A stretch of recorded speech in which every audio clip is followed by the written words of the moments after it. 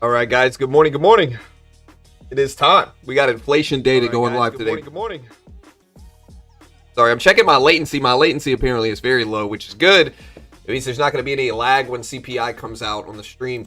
The S&P 500 is over 7,000 today. We do have CPI inflation data going live at 8:30 Eastern Standard Time. You can see a timer that's in about an hour and 17 minutes. We did have some earnings released this morning, specifically JP Morgan released earnings. They posted here, let me dig deeper into JP Morgan's. Netflix is going to open live operations centers in the UK. We also had some bank earnings, I believe, outside of JP Morgan come out.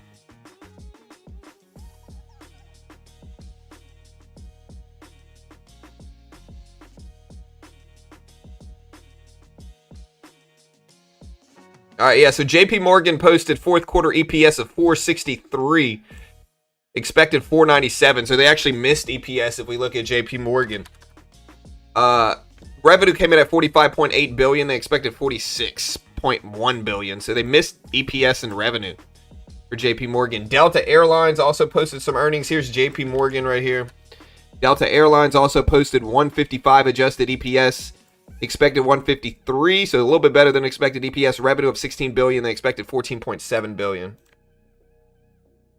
And so those are the two big ones that are out. We also had the Bank of New York Mellon Corp go up as well. I'll put those numbers up in chat. What's up, Brian, Randy, Calt, Pawn,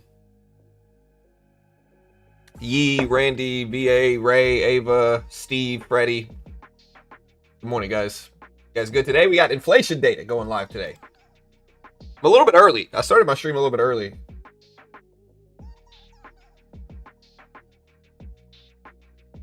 Yeah, so again, just to put this into perspective, most markets are waiting for inflation data today. Futures are slightly red, I think, as markets are kind of sitting tight. The SPY is red, the S&P 500 is red, the NASDAQ is red. JP Morgan is still up on its missed earnings, currently up about 0.5%. Both CPI inflation headline and core CPI are expected at the exact same numbers today, making it really easy to cover. They're both expected.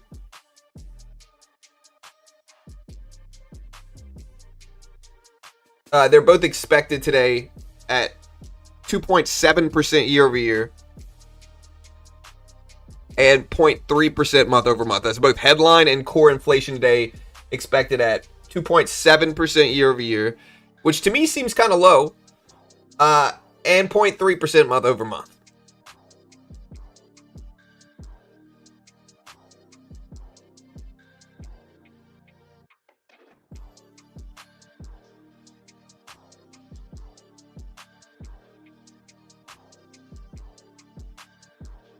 All right, how much time we got? We got 1 minute and 15. Is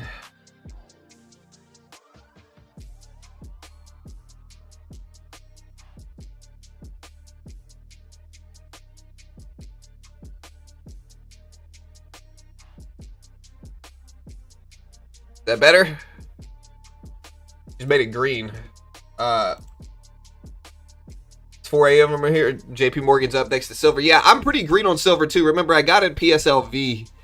And if we take a look at gold and silver today, gold is at right around 4,600s. Silver is at $85 for silver. Getting really close to the highs yesterday. It hit at 86.30s for silver. So they have both been running up pretty extensively. Bitcoin's around 92,000, just dumped underneath it for a little while, but around 90,000. We already had JP Morgan and Delta earnings. Tomorrow we have the Supreme Court opinion day where we might get a tariff update. But today's CPI inflation report is incredibly relevant for today. Just an important watch today. This is just important. Pay attention to today. CPI inflation. Also, I saw news that Paramount is wanting to see the math behind things. The Paramount, let me see if I can find it. Yeah, so Paramount is suing Warner Bros. Over how it determined that Netflix's bid is better. So that news is coming out. And yeah, CPI inflation data, 8:30 Eastern Standard Time today, guys.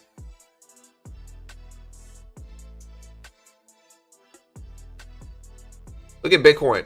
And so let's do a poll here. We're going to take a look at yields, take a look at where rate odds are coming up, because CPI inflation incredibly relevant for both of that stuff.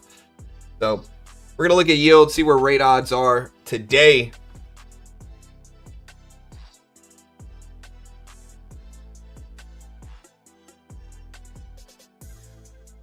Does today's CPI inflation show higher or lower than the 2.7% expected? Vote on that poll.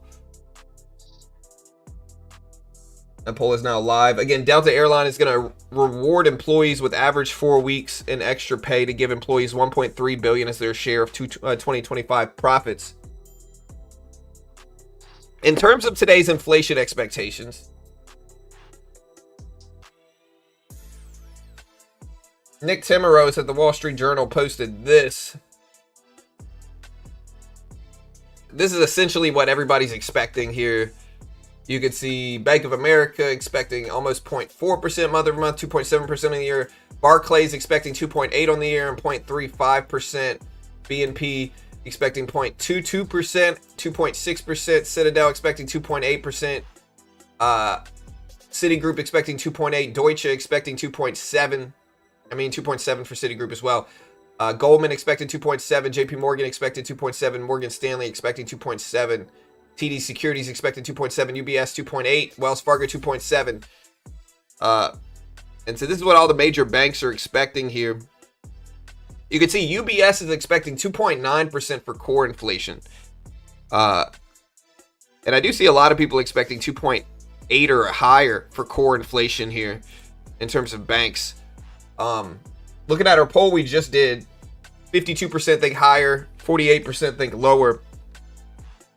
If we take a look at treasuries this morning, treasuries are at 4.2% basically right now, 4.2% for 10-year treasuries. You can see them right here, 4.2. They're up a little bit on the day overall, right around 4.2%. Rate odds are pretty stable here, I would say at 5% likely that we cut rates this month, unless they changed. Yeah, they're exactly at 5%, which is what they were yesterday. So 5% likely that we cut rates, unless this inflation data changes it. So we'll see. We'll see what happens.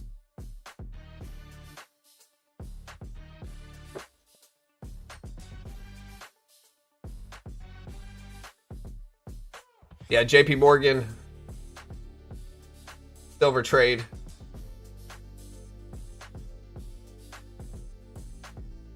Yeah, so we had von der Leyen speak. He said further sanctions against Iran will be swiftly proposed. Again, Netflix is supposed to open live operations centers in the United States and Asia, according to the Wall Street Journal. Again, JP Morgan is actually up a little bit after earnings, surprisingly, even though it missed EPS and revenue here. If we look at it, it's technically green from, it's kind of flat actually. Now, Bitcoin's retesting 92,000 as we speak. So Bitcoin up there.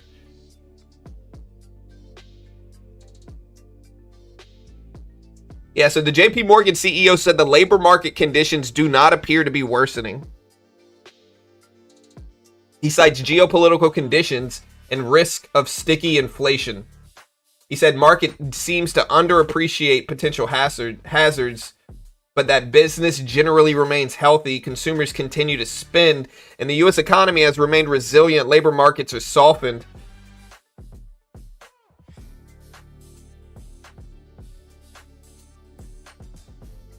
Yeah, so adjusted EPS for JP Morgan apparently was $5.23. They expected $4.70. So if we're talking adjusted EPS, which excludes big item, it came in better than expected. Revenue 46.7 versus 46.35 expected. So a little bit better than expected for adjusted revenue as well.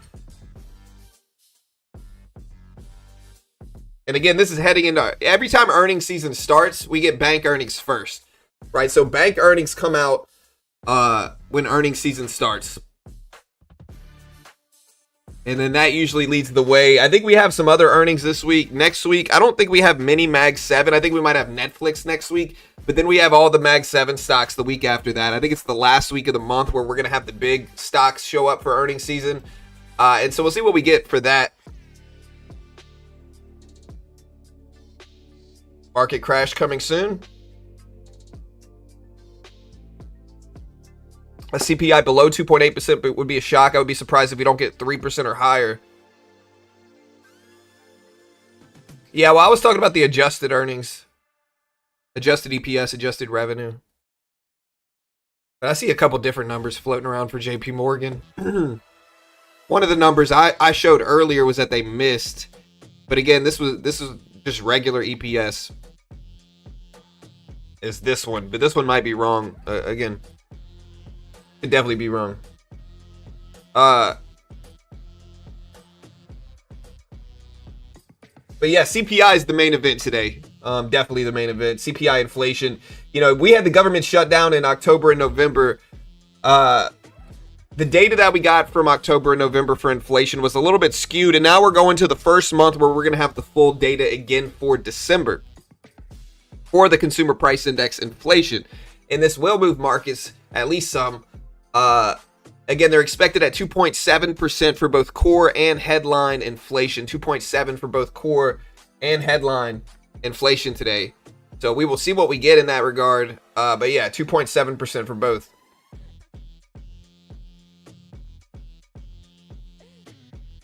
What's up, Robbie? What's up, Kay? Hey, good morning. Yeah, inflation data, 2.8 would be a shock. Maybe, yeah. Again, higher or lower, guys? Let me know in chat. You can also vote on the poll. 57% think higher. 43% think lower as of now. I think 2.7 seems a little low, but you never know what inflation's going to show up as. And so I think 2.7 seems a little light. I'm going to go with 2.8% as my guess for CPI inflation today. 2.8%. I don't think it's enough to move the rate odds much at all. But I'm just going to go with 2.8% as my guess. What's up, Chase? What is good for market, higher or lower inflation data? Probably lower. Lower is better universally, I would say. Lower inflation opens up the... If you want rate cuts, lower inflation opens up the door for that. If inflation is high, the logic is going to be, hey, you know, the economy's too hot right now. The inflation is too risky. Let's raise interest rates and push the economy down to control inflation, right? If inflation is low and reasonable, then they can say, hey, you know, look, inflation's low right now. We should lower interest rates and stimulate the economy and try to get both sides of the dual mandate. That's what they're going to argue. And so lower inflation is better universally almost, right? It's not the same as like payrolls. You could say, hey, higher payrolls. It depends on how low. Too low of inflation can cause panic as well. But I don't think we're in that situation considering the last 6 months. I just don't think we're in that situation. So I think lower is better. Higher is worse right now, especially if you want rate cuts. But regardless of whether you want rate cuts or not, low inflation is generally good. Again, if it's too low, it can be seen as weakness for the economy. But again, I don't think we're in a situation like that right now. With 2.8%, market may react negatively, maybe slightly. 2.8% is not a huge miss relative to the expectations. Again, I'm just straight up guessing, though. This is just straight up guess. Yeah, but 2.8% is not super low relative to expectations. I think 2.8% is, I'm going to go with 2.7% seems low to me. And so I'm going to go with 0.1% higher to be, risk averse.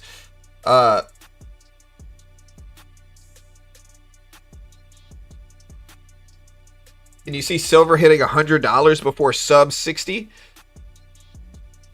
I mean, maybe. If it holds, sure. I mean, again, I don't have a crystal ball here, That's possible. Generally, I like silver long term, but it could correct before that, you know what I mean? And when silver and gold correct, sometimes they can downtrend for a long time as well. And so I guess the point is, like, it depends on how long you're holding it. It's not risk-free, but generally I like silver and gold. I think it's kind of easy to like silver and gold right now, though. So.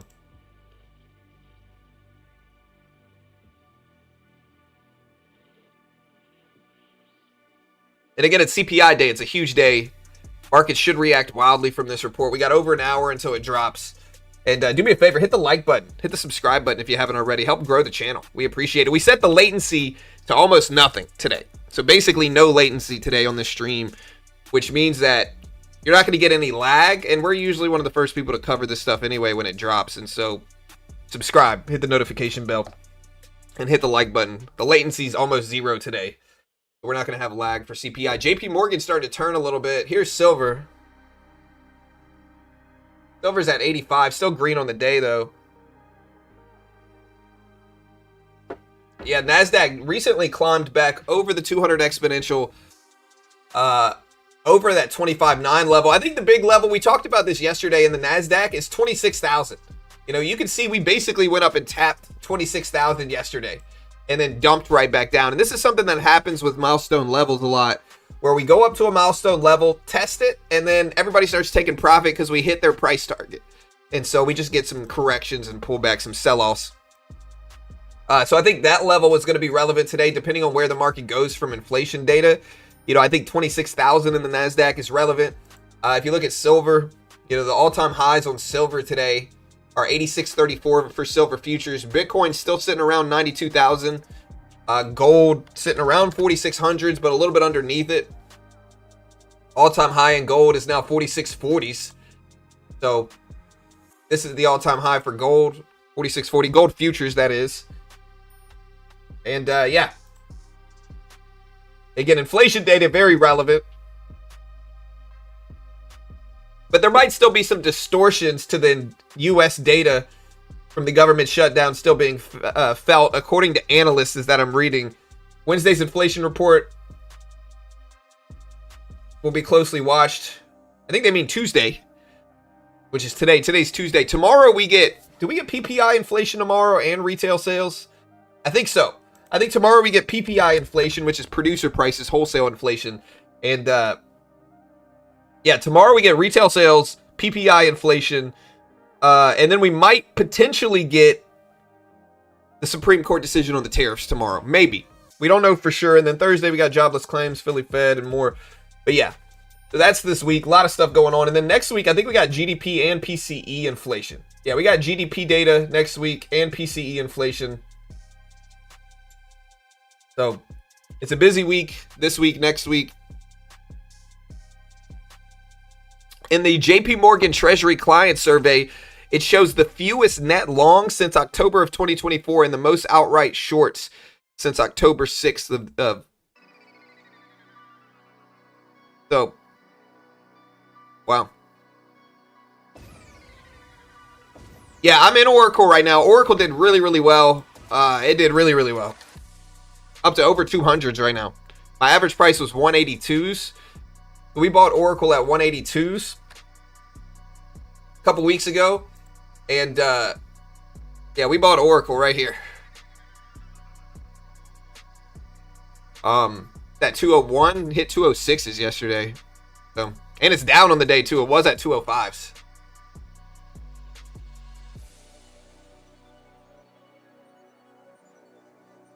Yeah, this news could be crazy for traders. Just be careful, guys.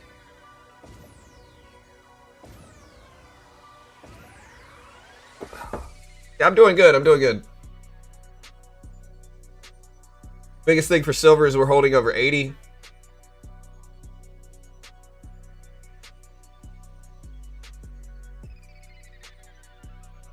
Stability is good. Yeah, for sure. I thought silver would reach 100 this summer. Now it looks like it will reach 100 tomorrow. Yeah, I did a poll on when gold will reach 5,000.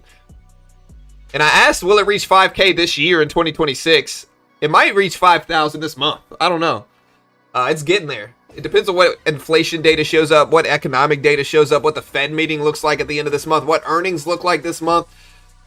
But it could certainly hit 5,000 for gold this month overall. So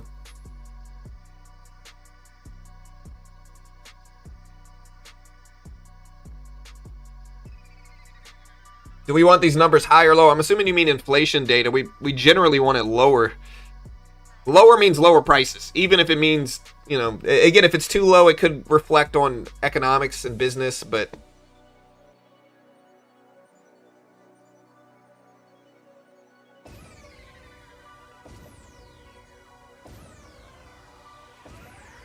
Applied Materials. Yeah, Applied Materials has gone crazy too, from 250s all the way to 305s since January. So that's a crazy move for AMAT as well. Yeah, tomorrow is a potential decision by the Supreme Court. Like, the way this works is that it is it's a Supreme Court opinion day, so it's a possible tariff ruling, but they don't tell you which cases are in the batch. And so basically, we just got to sit around and wait for 10 a.m. Eastern time to happen, and then at 10 a.m., they'll start doing the cases, and then maybe the Supreme Court decisions will be in the cases. This happened last Friday where we were here covering it, and I told you guys the same thing last Friday before it released, that we might not get it that day. And it's the same thing tomorrow. Like, maybe we'll get the Supreme Court decision Wednesday. Maybe we won't. We're going to cover it regardless, but maybe we get it, maybe we don't. I'm not sure.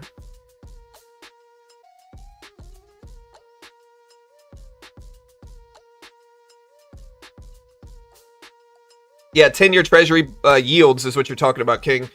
They're around 4.2% right now. Yields and interest rates follow each other as well. So, like, if inflation data is low and it opens the door for earlier rate cuts, we'll probably see yields fall down.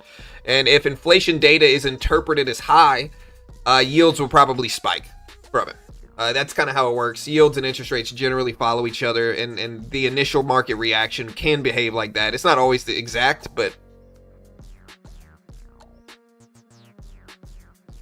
they're not going to reverse the tariffs. Honestly, a reversal of the tariffs at this point in time is a 3-1 favorite. So it's 75% plus likely that they're going to reverse the tariffs, at least in terms of markets.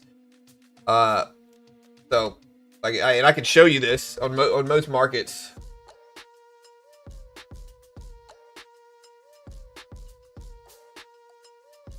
So, yeah, it's got a little bit better if you want the tariffs to stand. But at this point in time, the Supreme Court ruling in favor of the president's tariffs is at 27%. So it's a 3-1 dog. And so basically it's 70% plus likely that they reverse the tariffs. I think they're going to find ways to implement the tariffs regardless. And so we'll see what this looks like. But yeah, at this point, it's not... I'm not picking sides here. It's not like I want either, you know. But at this point, that's the odds right now. If we look at a different market... See if I can find a different one.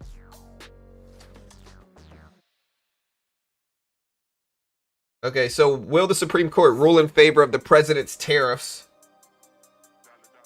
At this point, it's still about 70% likely that they reverse the tariffs. About 28.5% likely if we give you the exact number. So, or about, I'm sorry, about 68.5% likely that they reverse the tariffs.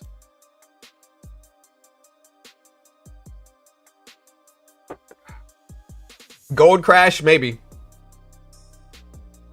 I mean, I don't know. I'm not gonna bet against gold right now, but we'll see.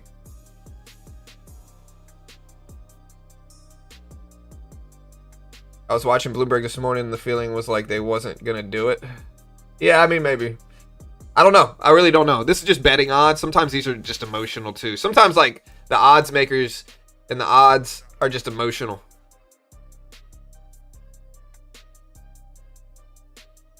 I've seen a bunch of people mention crashes already this morning. You know, again, the question is what would make the market crash today? I mean, you could say CPI inflation. You could say the tariff decision tomorrow, potentially, if they reverse them, maybe. Or, you know, you could also see the opposite, where if they reverse the tariffs, it's going to have much less red tape, and the market reacts positively. I don't know what the markets want there. What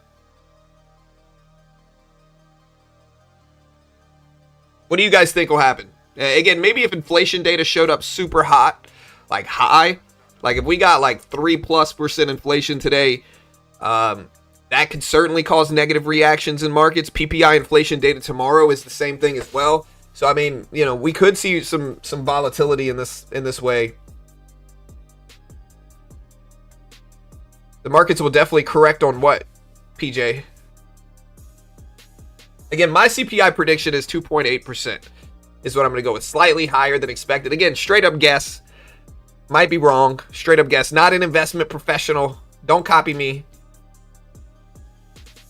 Understand all this stuff on screen. I don't guarantee anything. I'm not an investment professional. Don't copy me. Oh, the CPI will definitely cause a correction. I mean, I don't think anything's definite. I don't think anything's absolute. I think nobody knows what it's going to show. We could come in flat and underreact. Should we cut rates this month? Let me know in chat right now. Should we cut rates? Again, it's currently about 5% likelihood that we do. But should we cut rates this month? Let me know. Yeah, yesterday we had the big news that, and again, I thought it was kind of hilarious, though, to be honest. We had big news about Jerome Powell getting potentially charged. They're probing into Jerome Powell. He said the probe was tied to his June Senate Banking Committee testimony about the cost and scope of the Fed's headquarter renovation project. But I mean, Powell denied lavish features in the Fed headquarter renovation, saying there was no new marble beyond replacement, no special elevators. What? No new water features, no beehives. Scandalous. No beehives, guys. No roof garden terraces. All right. Apparently, those are the comments he's getting probed for.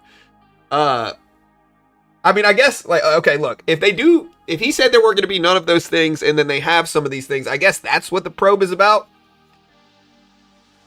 But no beehives, man. What a ridiculous quote.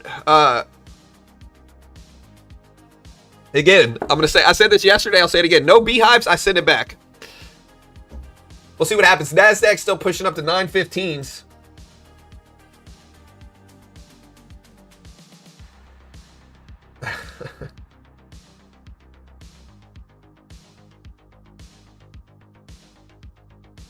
Yeah, and I'm not really picking sides. I think it's kind of thin, though. I don't think there's enough to charge him, really. I don't think he's going to get charged.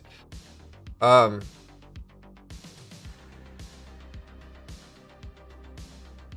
mean, for more context, I think the reason they're even talking about beehives is because they might need bees for the garden. If the garden is big enough, they need pollinators, right? And so maybe that's what the beehive comment is for. It's just a funny comment.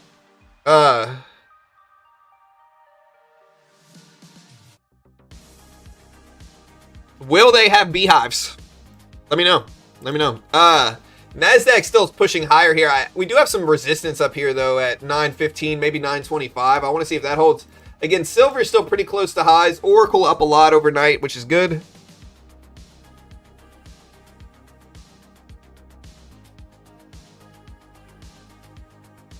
Fresh honey's good for you. It is good for you.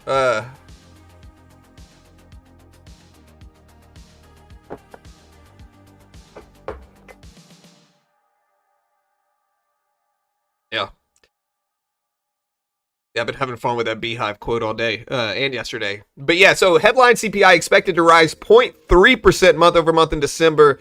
Annual rate remain unchanged at 2.7%, they think. Core is expected the same at 0.3%. Previous was 0.2%. Annual rate for core as well, also seen at 2.7% from 2.6% last time. So Wells Fargo does expect US CPI to rebound on a monthly basis in December after November's unusually soft reading, with headline CPI seen rising to 0.35% month over month and core seen at 0.36%. It does think annual rates will stay at 2.7% for headline and 2.8% for core, remaining below September levels and signaling a continued disinflationary trend.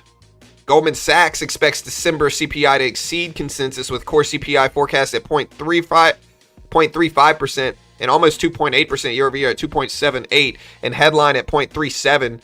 Reflecting firmer food and energy prices. They think the upside is largely technical, driven by distortions from earlier government data-related issues, which are expected temporarily to boost inflation through the unwinding of delayed and missed price collection. They think goods prices are expected to rebound more sharply than services on holiday discounts, while tariff pass-through appears to be moderating. Services inflation should also firm, notably in travel-related categories, according to them. And again, guys, we got 50 minutes. 50 minutes until this data comes out.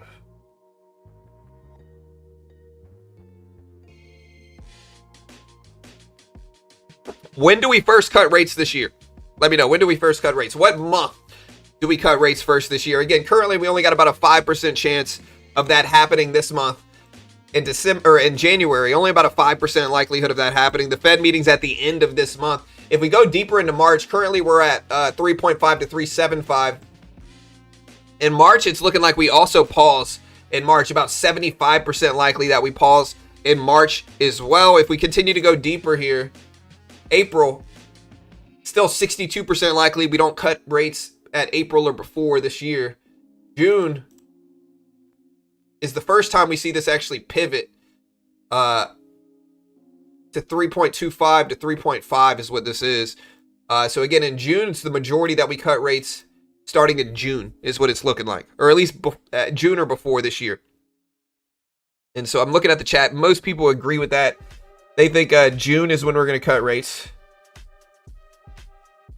What's up, David? What's up, Jay? What's up, Blue? What's up, Sam? What's up, Kevin? Bear? What's up, dude? Ahad, what's up, man? No cut until Powell's out. Yeah, he's out in May, and then the next Fed meeting we have after that is in June. So, I mean, I think that's what a lot of people expect as well. But again, remember, it's a voting dynamic. So even if they get an ultra dove in there, it doesn't mean that they're going to be able to do whatever they want. You know, you're still going to have to vote on it and have agreements within the Fed. So we'll see what happens. Again, if we take a look at Nick Timmerose posted this. This is what most of the big banks are expecting today. I see a little bit more hawkishness on core inflation. You know, 2.8%, 2.9% for a lot of these banks. All these guys basically picked 2.8. So a little bit higher expected for core inflation. NASDAQ is mostly where we were yesterday, although we do have some good movement and stuff like Oracle.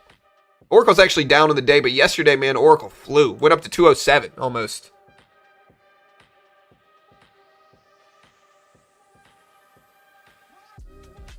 Or June, in my opinion. Maybe. Hey, what's up, Nelly?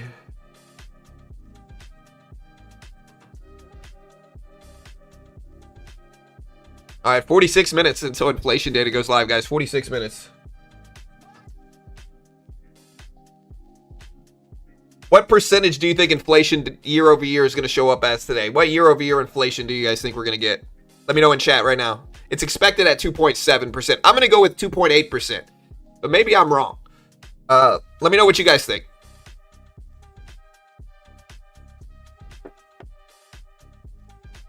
Again, I'm going to go with 2.8%.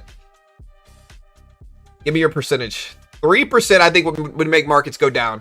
2.7, 3, 2.9%. 2.6. You get brownie points if you get it right. 2.9.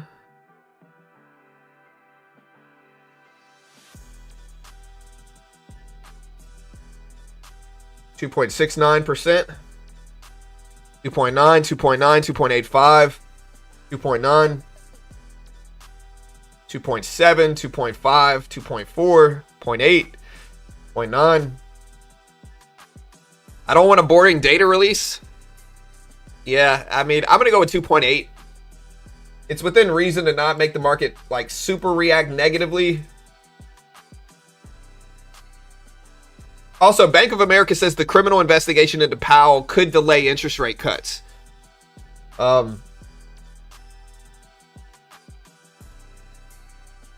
Yeah, so they say a Justice Department investigation into Jerome Powell adds risk to the U.S. outlook for rate cuts while markets have reacted calmly. Bank of America warns the probe could embolden hawkish policymakers and make easing harder. The bank adds that an upcoming Supreme Court case regarding Lisa Cook may be important for future policy. Again, Jamie Dimon did say consumers keep spending. He said the U.S. economy remains resilient despite lingering risks. He said labor markets have softened but are not deteriorating. Consumer spending and business health remain solid. Fiscal stimulus, deregulation, and recent Fed policy could sustain these conditions. However, he warns that markets may be underestimating such risks as geopolitical tensions, potentially sticky inflation, and elevated asset prices. But it's inflation day to day. We got 45 minutes left.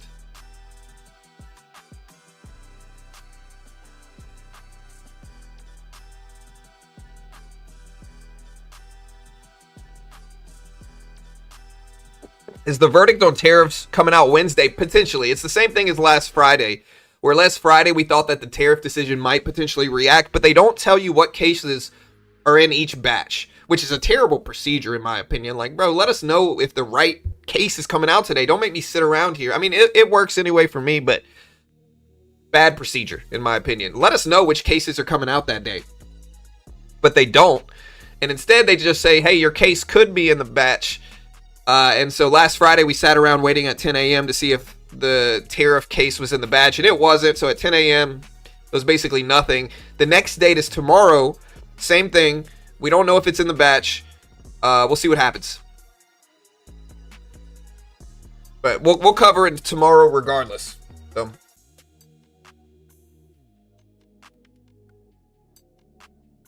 Peace and love from New York. Hey, thank you, brother. Appreciate it. Peace and love from Texas, my friend. Thank you. Yeah, so again, NASDAQ is basically flat. It's basically unchanged, not really wanting to move. If you take a look at the SPY here, SPY is basically the same thing. We had a big day yesterday in both of these things. And again, I bought a lot of stuff yesterday. My logic yesterday was that I think the Jerome Powell thing makes it a little bit too thin. I think markets reacted negatively originally yesterday morning, and that we might fill some of that gap, and I think we did.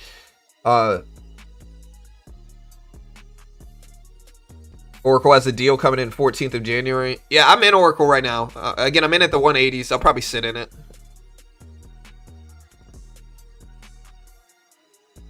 $2.7, 2.4%. What month-over-month reading for inflation do you guys think we're going to get today? So it's expected for both core and headline inflation at 0.3% month-over-month. So what month-over-month reading do you guys think we're going to get? I'm going to go with 0.4%. I'm going to go with 0.4%. Slightly higher. Slightly higher is what I'm going to guess. Might be wrong. Just straight up guess.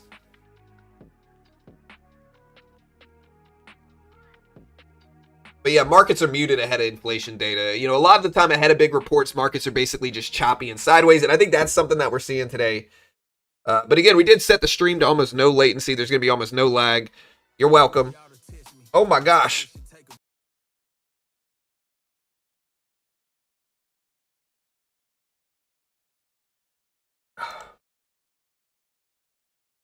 I mean, I muted it for you guys.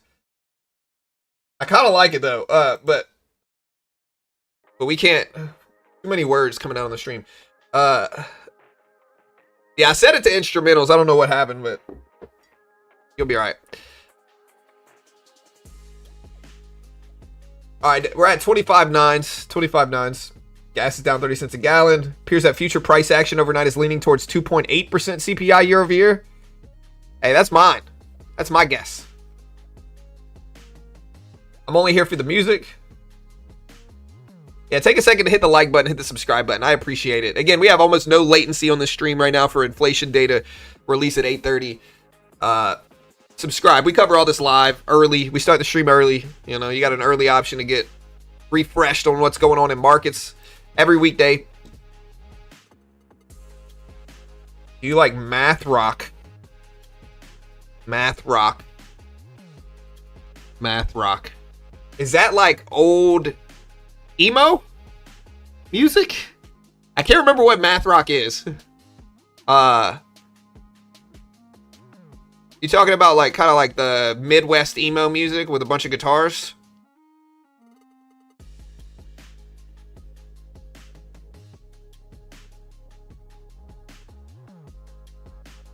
Oh, we do have ADP data. I forgot completely. We got ADP data at 8:15. It's Tuesday. We do have ADP jobs data at 8:15. Thank you, BT. I completely forgot about it. We have ADP 8:15 Eastern Standard Time. We get ADP data coming out live.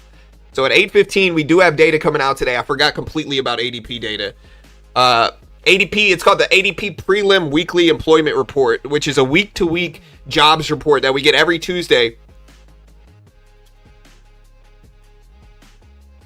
8:15 Central Standard Time. Yes, that's when it comes out. 8:15. Earlier, you incorrectly read JP Morgan's earnings results. Actually, I wasn't incorrect. What I read was the EPS reading. You're probably reading the adjusted EPS reading, which excludes their big item. So if like a companies have a big drawdown in their earnings or their revenue, they will exclude that item and give you what's called adjusted EPS, adjusted revenue. And so JP Morgan's adjusted EPS and revenue, excluding the big item, was a beat on EPS and revenue, right? But their actual EPS, again, showed up at whatever it was. Let me see. Their actual EPS showed up at 463. They expected 497, and revenue at 45.8 versus 46 expected. So good revenue, bad or flat revenue, missing EPS, but their adjusted EPS and revenue were both better than expected. That's probably what you're talking about.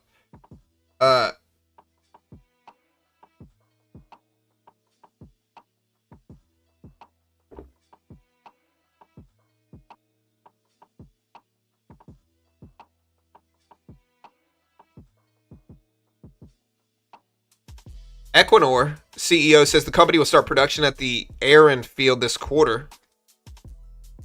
Yeah, I forgot. We do have ADP data in 25 minutes. I forgot completely about that. That's good. John doesn't make mistakes. Mistakes make John. Yeah. That's all I'm saying.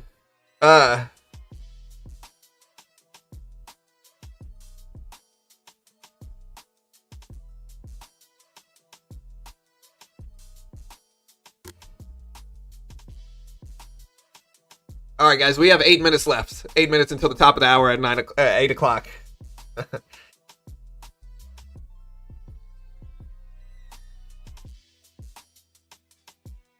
All right, guys, again, vote on the poll. Currently, 55% think inflation data is showing up higher than expected versus the 2.7% expectation of about 600 votes.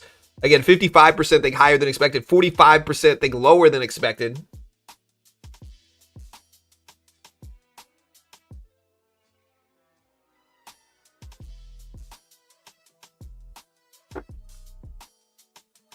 Again, the BYN CEO says independence of the Fed is critical for the bond market.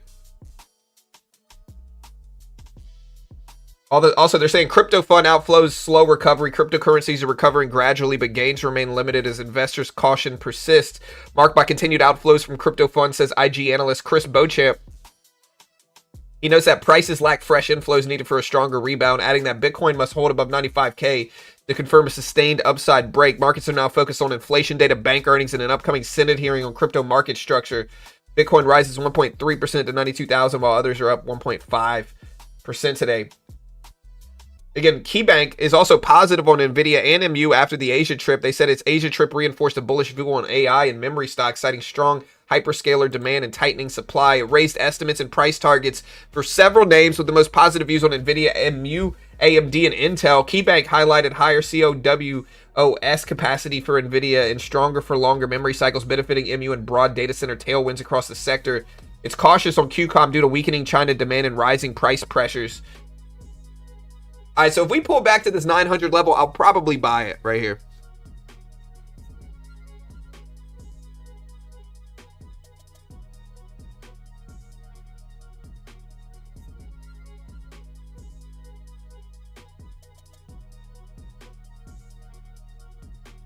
What are your expectations for CPI today? Again, I'm going with 2.8%. 2.8%. CPI inflation. I'm gonna go with slightly higher than expected inflation. I think 2.7 is low. I'm at 2.7% is low, I think, but maybe it comes in again. You never know. CPI can come in at whatever. All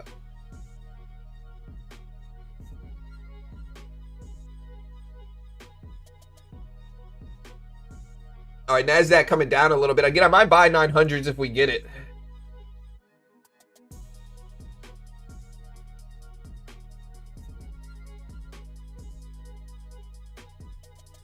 Yeah, 2.7 is what we showed up last time. So we did show up at 2.7.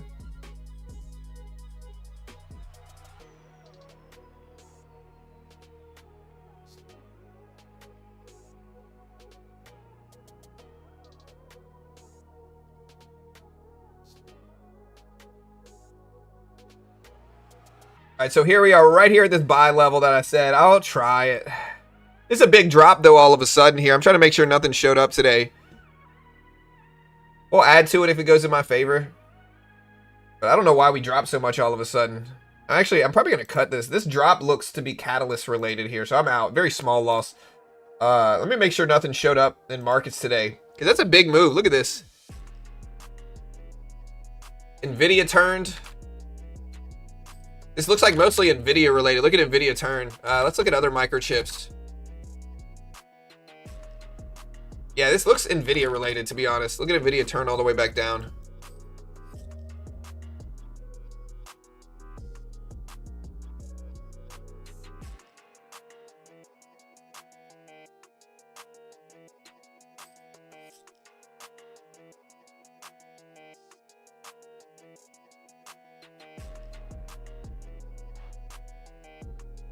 Yeah, look at this move here. Let me check. I'm checking online. I don't see anything yet, but we're searching.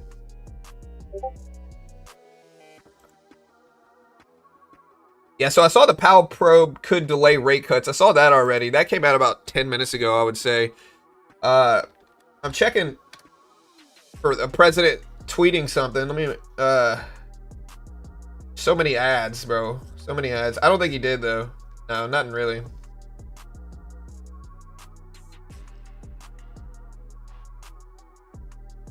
What a drop, though. I mean, it was before 8 a.m. as well.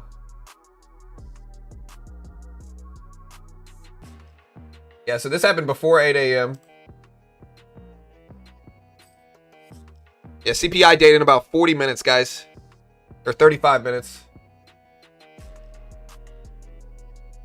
Yeah, it's got to be maybe NVIDIA related, but it's hard to tell. Again, silver's getting up there, though, on this.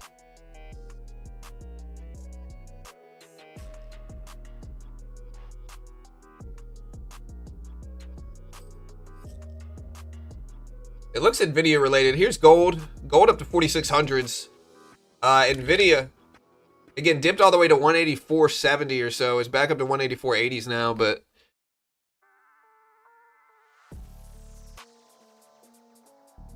Tesla was also falling also.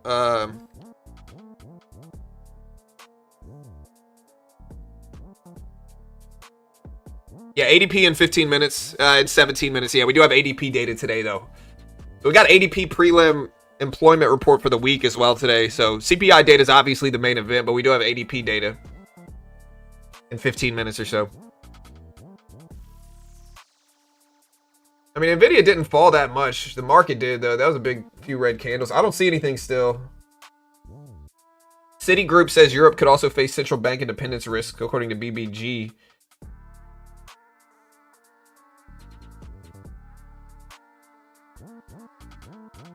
Around 4 borrowers looking to issue government bonds on Tuesday, which would depend on CPI report, Bloomberg reports.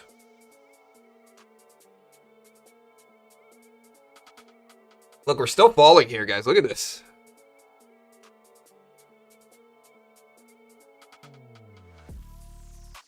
It looks like it's another stock, though, maybe besides NVIDIA. If you guys see any Mag 7 stocks or market-moving stocks fall, let me know.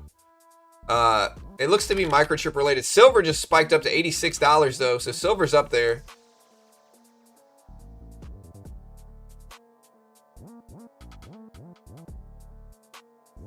Yeah, so silver's moving still.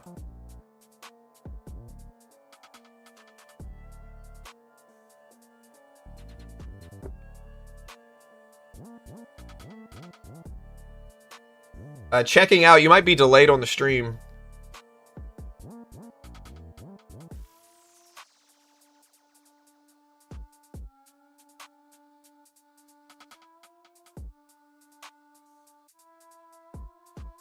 Yeah, hit the live button next to the play button. Is it Microsoft?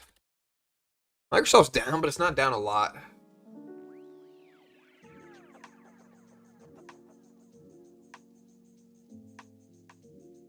Yeah, I don't really see any news either, so it's just big markets moving here. There's 8 o'clock, so it's now 8 a.m. Let's see if this exacerbates it or not.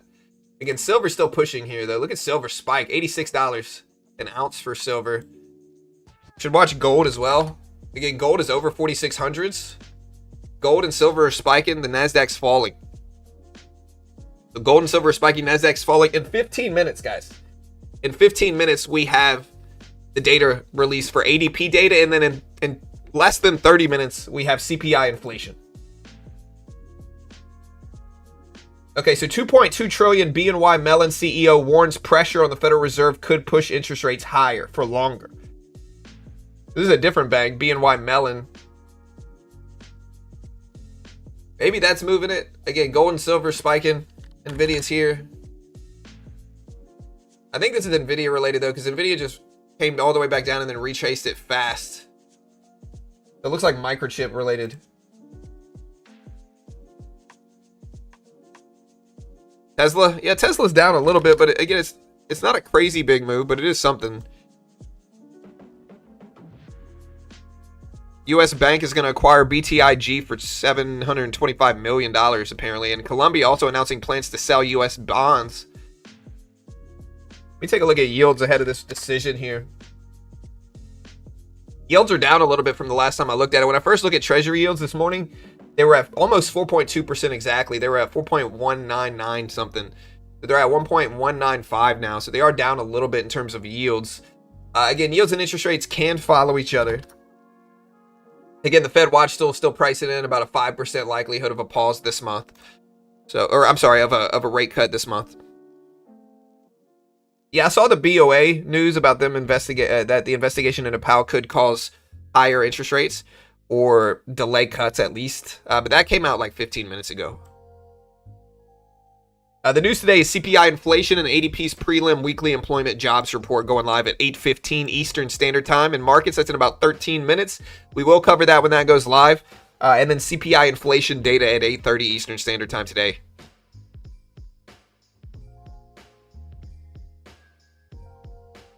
All right, NASDAQ's getting bought up. Silver's still spiking to 86.40s right now for silver. That is the all-time highs. 86.43 just broke for silver. All-time highs, 86.43 is the new all-time high for silver. Gold, not as close to all-time highs. I think gold all-time highs are like 46.40s. Yeah, 46.40s is the all-time high for gold futures. Still a little ways away from that, but silver just tapped all-time highs. Bitcoin under 92,000 as well here, chat. So 26 minutes until CPI inflation. We'll cover all the breaking news that happens. But as of now, the only thing I'm seeing is major banks are thinking that the probe into Powell could cause a more hawkish Federal Reserve decision path moving forward.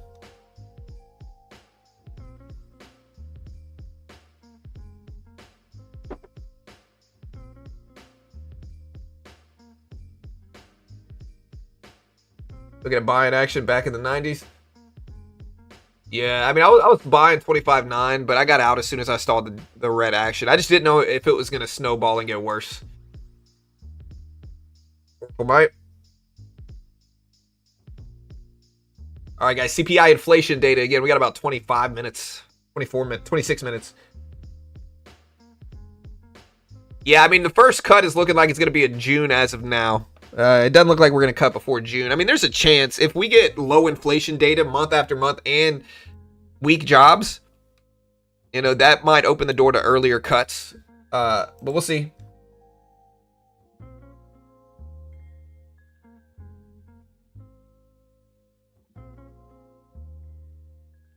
Deutsche also announces plans to extend support for PayPal and aims to strengthen global payment capacity.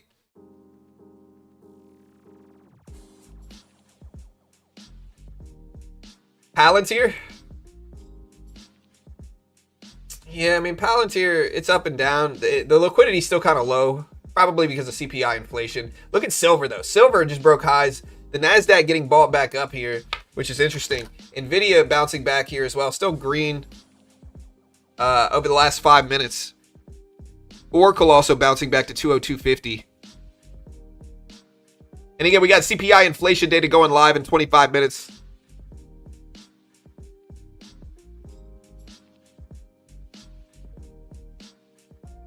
Too many cuts aren't good. Yeah, it depends on how, like, what inflation looks like. But I agree, you know, to a certain extent. I mean, I think we're somewhere in the middle right now.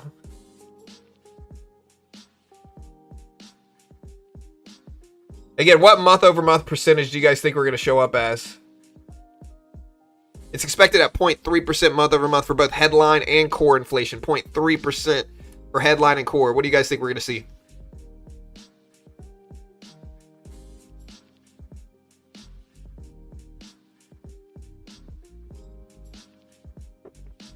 The month-over-month reading, I mean, again, 0.3% is what can't talk. 0.3% what's expected today. 0.3% for both core and headline. I'm going to go with 0.4%. We'll see, but I'm going to go with 0.4%. I hope a big red day. Some people were saying we get a correction today from inflation data. I don't know. I think today we got CPI inflation, and then tomorrow we have PPI inflation, a delayed retail sales report, and the potential tariff ruling tomorrow. So tomorrow is relevant. 0.25%, maybe. Again, we're talking about the month-over-month reading expected at 0.3%.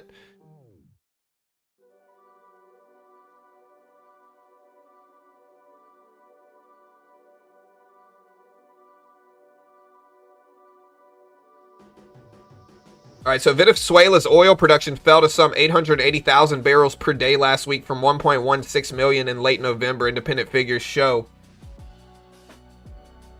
PDVSA begins ordering well reopenings to recover crude output, according to sources as well.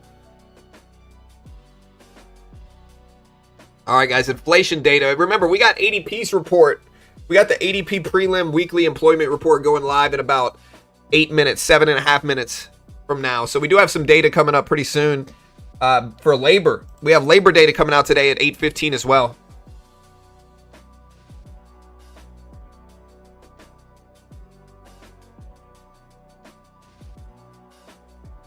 .4%, 0.25%, 0.1%. Yeah, we'll see. Again, guys, we got a lot of stuff going on today. Again, I'm looking at the ADP report. It should be coming out today for ADP.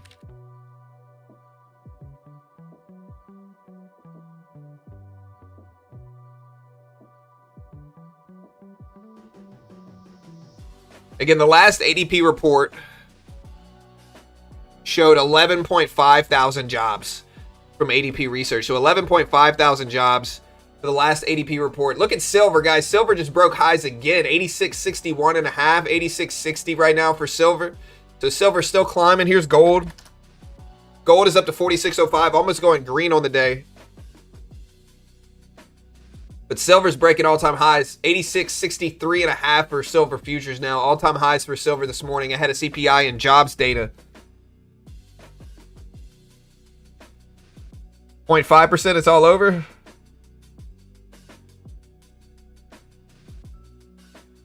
All right, guys, 22 minutes left until inflation data goes live. Again, we only have about 6 minutes left until ADP data. And again, I set the latency to basically 0 today, so we should get basically no lag from the reports. Again, spot silver hitting record highs. Spot silver record highs, 86.41s right now. Also, JP Morgan CFO Barnum says a cap on interest rates on credit cards will be very bad for consumers.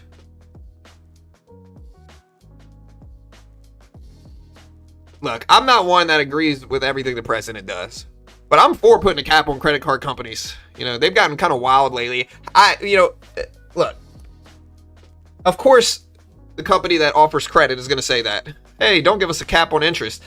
I get it, but I'm also would prefer less interest, of course. I think everybody should, regardless of whether you agree with the president or not on that stuff. That's one of those things where it's like, all right, you know, I'm not going to just disagree because the president said it. Silver's still pushing higher at 86.86.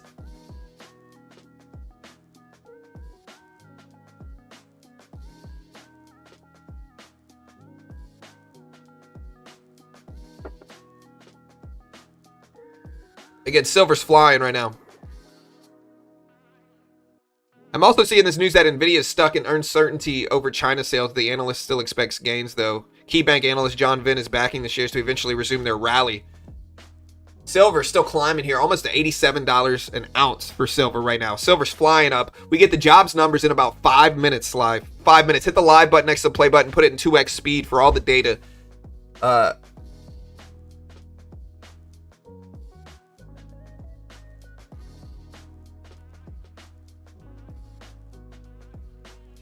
Look at silver, guys. Silver's basically at $87 an ounce right now for silver futures. Again, we have 4 minutes until the ADP weekly employment report. 4 minutes.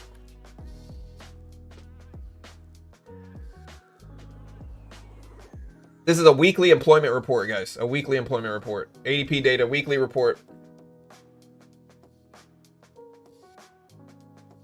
4 minutes left. CPI inflation data in about 20.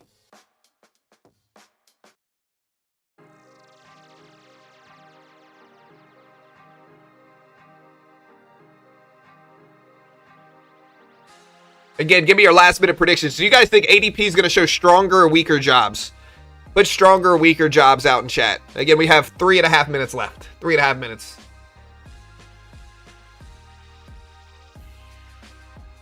Stronger or weaker jobs today, guys. CPI inflation 830.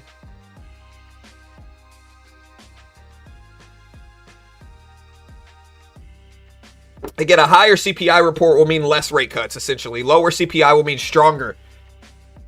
Higher likelihood of rate cuts.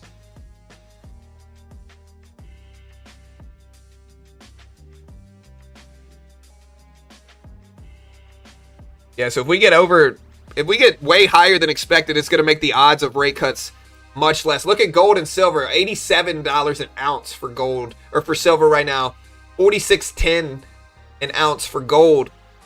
Gold and silver are flying higher here. Look at these movements here. And again, we have about 3 minutes left until the ADP data goes live.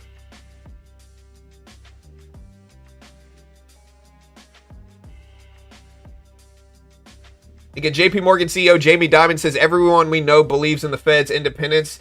I do have a great respect for Fed Chairman Jay Powell.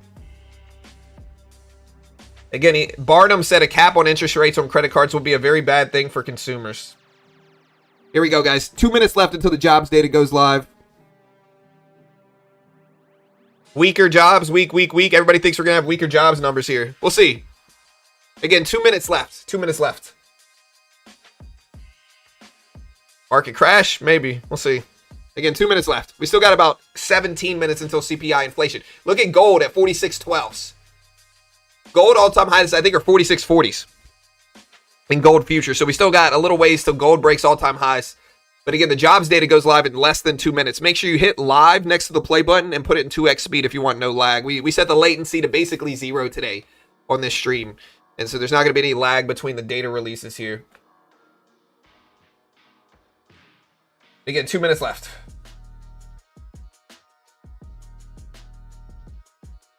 Again, last one was 11.5. 11.5.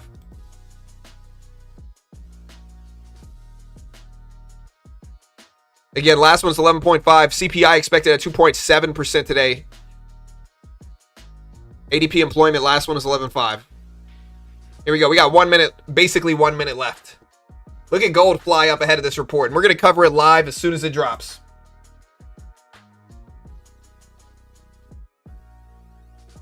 ADP weekly shows up at 8:15 Eastern Standard Time. 8:15, that's in 50 seconds. 50 seconds. Gold just broke the 46.12. Silver broke all-time highs at 87.10. 87.10 an ounce for silver all-time highs in silver futures. ADP employment report in 30 seconds, guys. 30 seconds. Again, hit the live button next to the play button. Put it in 2x speed. We have 30 seconds, less than 30 seconds now for this report.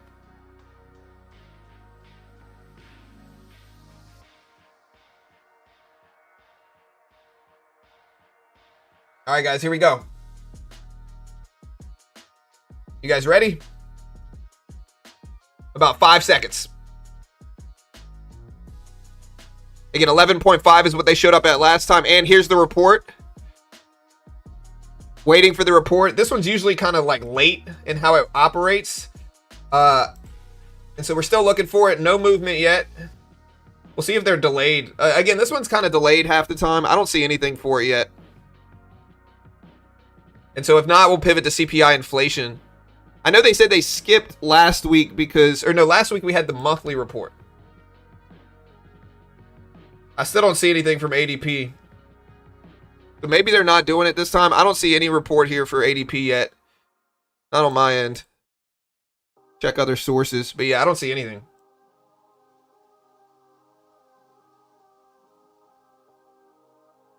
Maybe they're skipping it because of It's not like the main event today, but I don't see anything yet. It's supposed to come out. Last time was 11.5 here. I could check their website as well, and I don't see anything show up. They haven't even updated it. Last time was 11.5. It's not one of those things that they drop on time as well. ADP a lot of the time is late. Okay, 11.75 is what it showed up as. 11.75 is what it showed up as. So again,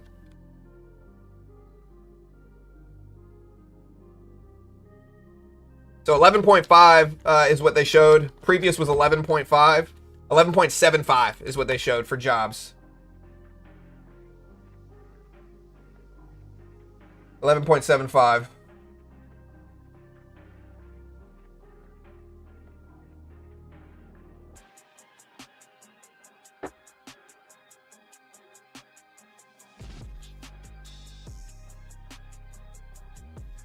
Yeah, no, CPI inflation shows up at 8:30. This one shows up usually a little bit late. Like, I don't even see a lot of the sources I'm using reflect it yet, but it showed up at 11.75 for the ADP jobs report.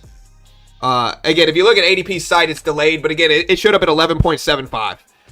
They just have less infrastructure than, like, the Bureau of Labor Statistics, who drops this, is what it is. But it showed up at 11.75.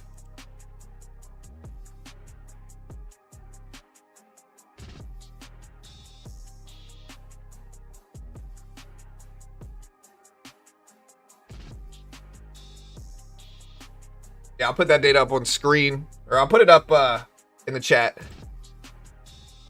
Again, hit the live button next to the play button, put it in 2x speed. Here, I'm going to... CPI data doesn't show up at 8:20 in the morning. It shows up at 8:30 every time.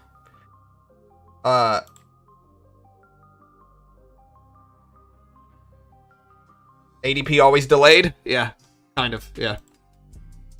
You're welcome, though. We covered it pretty early versus everybody else. Again, the main event's going to be inflation data going live in 12 minutes, guys. 12 minutes for inflation data. ADP shows up at 8:15. It's not even 8:20 yet, and somehow I have the data. How do you think that is? Hit the live button next to the play button. Put it in 2x speed, guys. Don't be like that guy.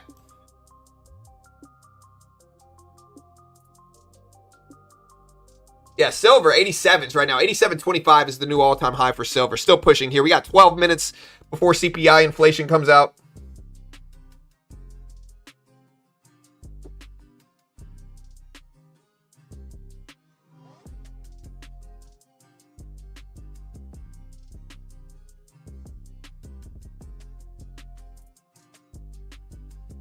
Previous got revised to 11.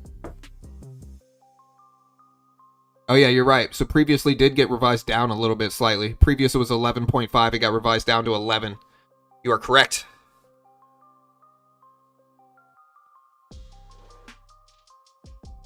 Top 3 data receiver. Definitely top 3 ever in the world right now. Hit the like button next to the play button. Put it in 2x speed. We still got 11 minutes until CPI inflation data. And again, we have the latency set to basically 0. Basically 0.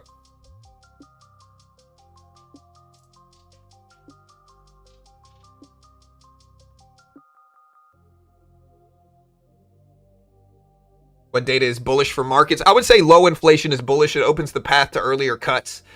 I think, like, the way that this works is, like, the Federal Reserve, they have to maintain balance between inflation and the labor market. If the labor market is too weak, they can step in and lower interest rates, and this stimulates the economy, allows businesses to expand and hire more people, and, you know, all this other stuff. If it's really dire, like if we're heading towards a recession, they can do what's called quantitative easing, which is a form of money printing where they create online money, basically, and then they use that online money to buy up bonds and other financial assets, injecting liquidity and helping bring interest rates down a little bit faster. But QE can cause inflation. And on the other end of the spectrum, if inflation is too high, then they can raise interest rates and push the economy down a little bit to help lower inflation. And they can also do QT, which is kind of like the opposite of QE. It's not directly selling off their balance sheet, but it's just letting their current holdings mature and run off. It's called passive QT is actually what it's called. And again, their job is to maintain balance between the two. You can also get yourself in a sticky situation where some people would argue we're close to now, which is high inflation and weak labor. And if you have both of those things, it can sometimes precede a recession. It's called stagflation. It can sometimes precede a recession, although if 2.7% is accurate, I wouldn't say it's super high inflation.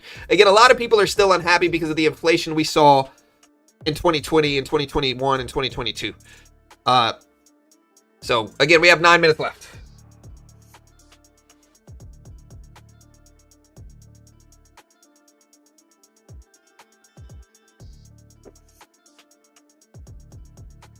Yeah, we set the latency to basically 0 right now.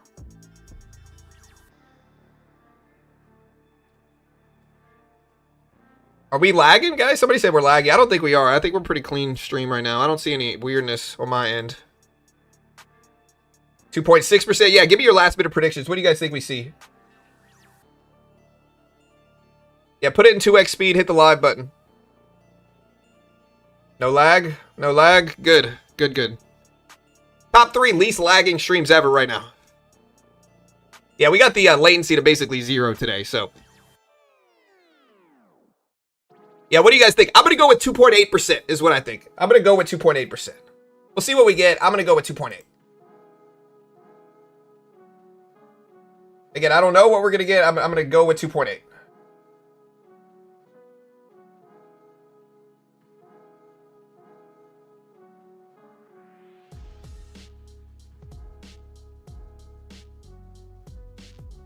Again, we have 7 minutes left. 7 minutes left.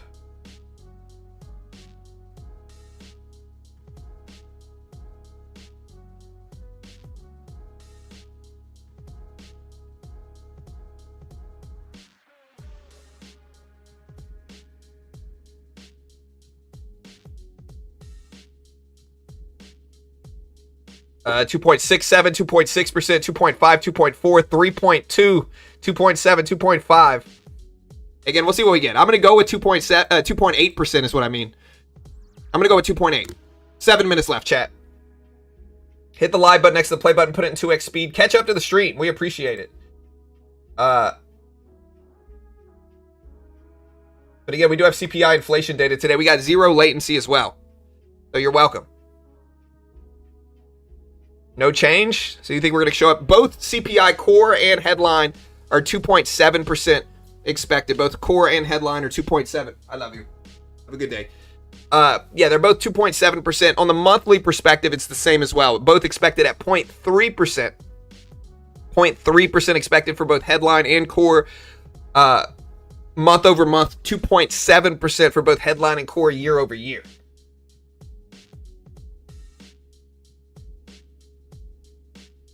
Oil's down. Yeah, let me exit out of some of this stuff here.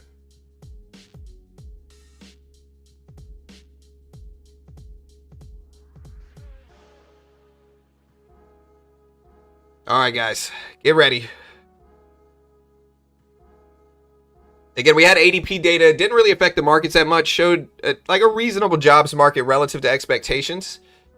And so, yeah, we'll see what we get. But it's almost time. It's almost time. Yeah, silver's been breaking all-time highs this morning. Gold is getting up there. It's not quite breaking all-time highs, but it's getting close.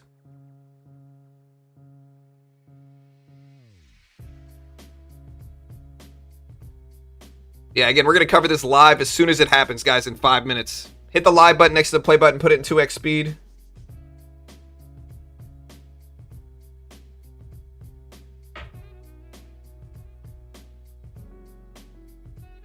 Silver short? You're short in silver right now? You're a brave man. I'm not doing that. But good luck, man. I hope you're wrong. I'm in silver long right now. But good luck, dude. Here we go. 5 minutes.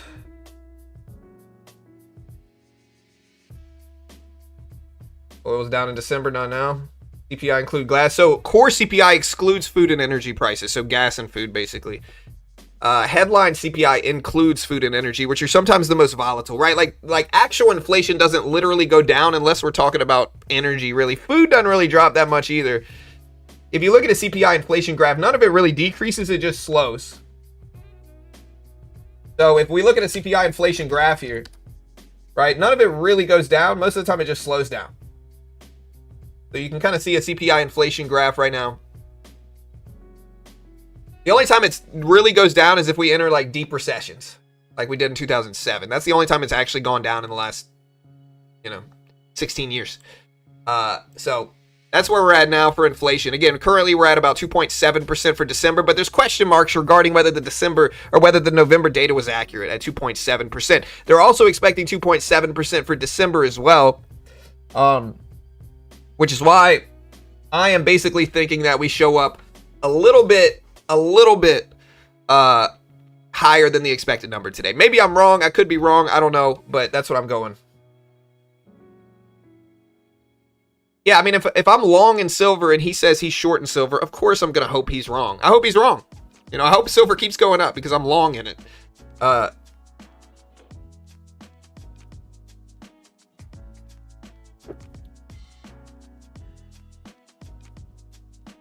Yeah, we had 9.2% inflation. Depends on which inflation you look at, though. All right, guys, 3 minutes left. Look at the NASDAQ pop here.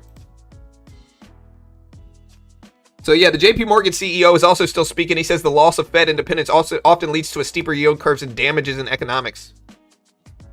Here we go, guys. 3 minutes live. Again, we have almost no latency today. Hit the live button next to the play button. Put it in 2x speed, and there'll be virtually no delay from the stream. No delay from the data reading. You'll digest it the fastest. Hit the live button next to the play button. Put it in 2x speed. Let's see what we get today, guys. It's time.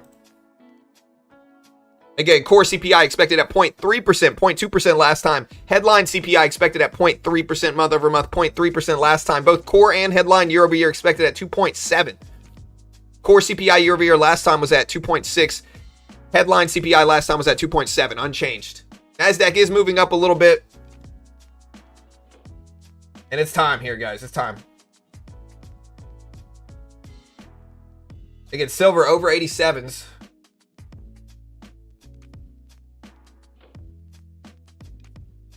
Again, 2 minutes left, chat. 2 minutes left. And again, we're going to read the full report live. We're going to digest it here. We're going to read it fully live. Give me your last minute predictions. We got less than 2 minutes. Higher or lower than 2.7? Put the percentage you think it's going to show up as in chat. We did a poll. 56% think we're going to show up higher than 2.7% today. I'm going to go with 2.8%. I might be wrong. Again, I'm going to go with 2.8%. 2.3, 2.7, 2.7, 2.7. All right, bud. Hey, I love you, dude. Have a good day, man. 2.9%, 2.4%, 2.7%. All right, guys, we got a minute and 10 seconds. Minute and 10 seconds. Again, inflation is expected at 2.7%, basically, for both core and headline. 2.5, 2%, 2.5. I wanted to hit pi. You want over 3% inflation. I got it. Again, less than a minute here, chat. Less than a minute.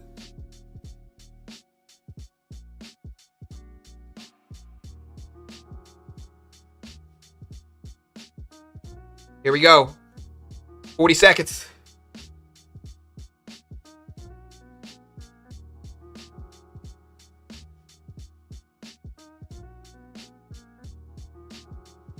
Again, we'll see what the Bureau of Labor Statistics shows us today, but here we go. It's breaking now.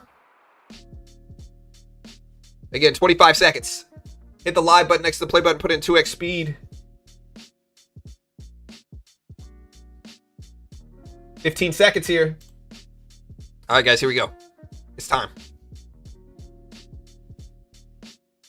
You guys ready? 5 seconds. And here's the report. 3, 2, 1. And here's the report. Waiting, guys. Market has spiked drastically. We showed up at 2.6% for core. Headline showed up at 2.7% as expected. 2.6% for core CPI. Headline showed up at 2.7% as expected. So lower core CPI inflation year over year at 2.6%. Headline showed up at 2.7% as expected. Again, regular inflation 0.3%, expected 0.3%, and core, I believe, was 3% or 0.3% as well. Or no, core was 0.2% versus 0.3% expected. Core was lower than expected for both year over year and month over month at 2.6% year over year and 0.2% month over month. Again, so the U.S. inflation rate 2.7%, core inflation was 2.6%. So again, better than expected. Core inflation 2.6%.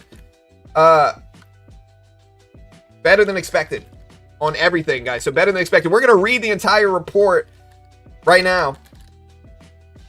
But yeah, better than expected for year-over-year headline and core inflation data.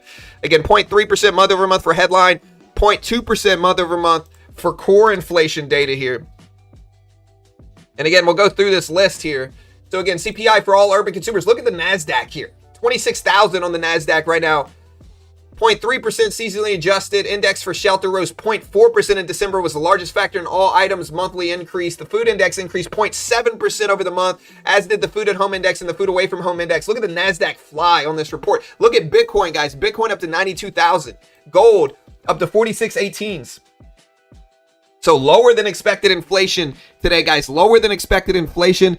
Again, headline showed up at 0.3, core showed up at 0.2. It was technically 0.239% for core month over month. Headline was technically 0.307%. Indexes, NASDAQ, S&P are flying back up. Bitcoin, the NASDAQ is now over 26,000. Again, lower than expected inflation here. Lower than expected inflation. And so, wow, man, better than expected.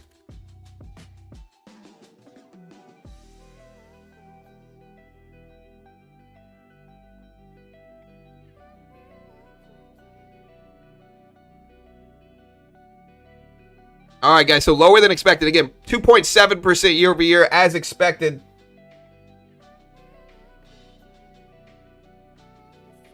Again, as expected.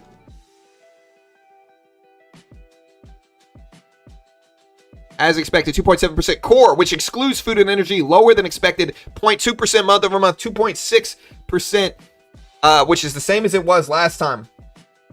Again, the food index is up 0.2% month over month and 3.1% year over year. Again, food at home 0.3% and 2.7% year over year. Food away from home up 0.1% and 3.7% year over year. Energy up 1.5% month over month and 2.8% year over year. As expected. Again, I'll put this data up scrolling on the bottom of the screen so you can see it, but lower than expected core inflation, as expected headline inflation. Data is now scrolling on the bottom of the screen here. As expected for both headline and core inflation. NASDAQ is flying up over 26,000. I might buy this dip at 26K.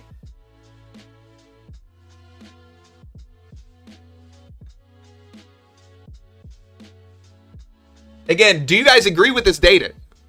Let's take a look at yields right now as well. Yields are down. Yields are down, basically opening the door for earlier cuts.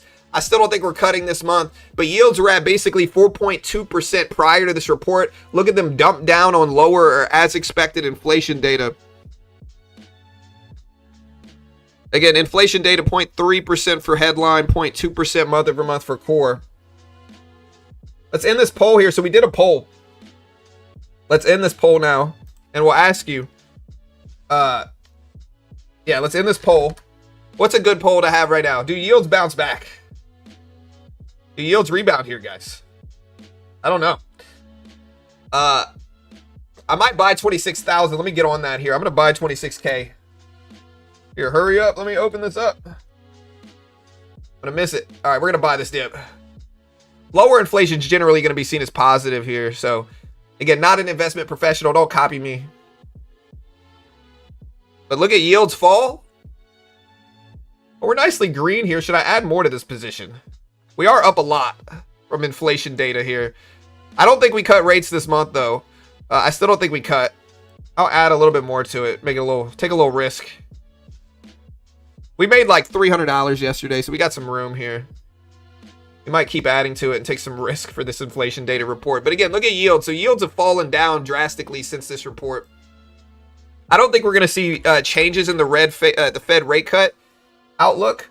There we go. I'm going to cut half of this off here and just lock in profit right there. We'll probably see this 5% odds of a cut increase now. So we'll probably see this go up. I don't think it's going to go up drastically. I don't think it's going to turn into a majority or anything.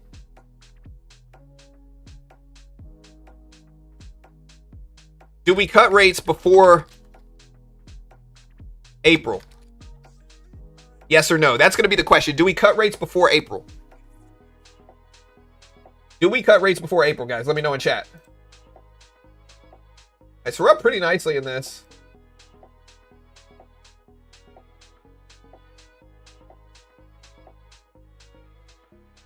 Again, inflation cooled a little bit, and that's why people are excited here. Super core inflation at 2.7% as well. Again, month over month, headline showed up at 0.3, core showed up at 0.2. All right, so now we're down here, but we already locked in some profit. I'll probably add some more to this and see if we bounce at 26,000. 26K, a pretty big psychological level. And so we're just going to try to play this. We already took some profit off. There we go. Let's go green. Again, Bitcoin liking this move, liking in the inflation data. Bitcoin wants easing. Crypto generally wants easing. So crypto and Bitcoin up some on this report.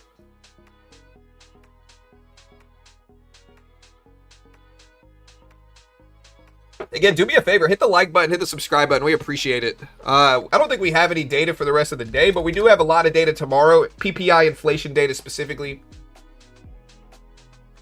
Maybe add a little bit more to this. I want to see if 26,000 holds, to be honest. So considering yesterday's gains, we can take the risk.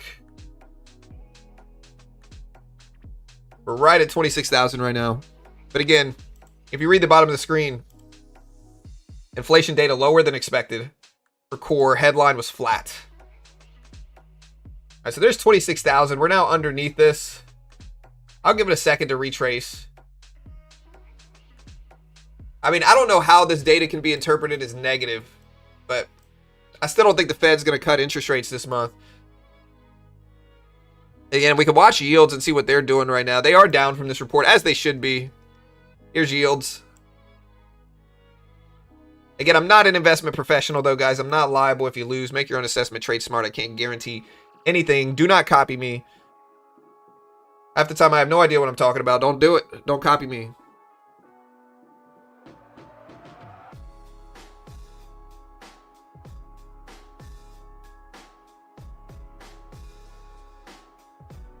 It's not that I believe these numbers. I think ADP numbers are generally more accurate. I think the data could certainly be skewed from the shutdown. So it's not like I believe these numbers. I'm just covering what the market gives us, guys. You know? I understand the market might not believe these numbers. And that sometimes the first move is the wrong move.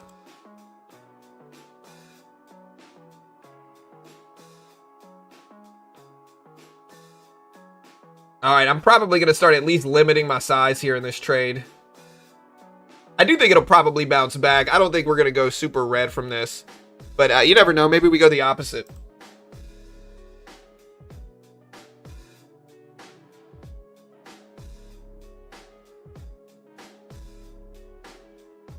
Dude, I'm here to copy you like a shadow. Don't do it, brother. Don't do it.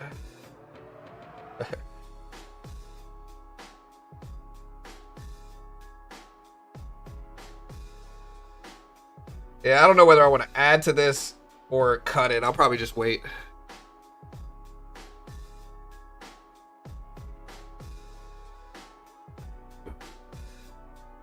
Look at gold and silver, though, man. Gold and silver broke all-time highs ahead of this inflation report. Again, we did show up universally better or as expected here.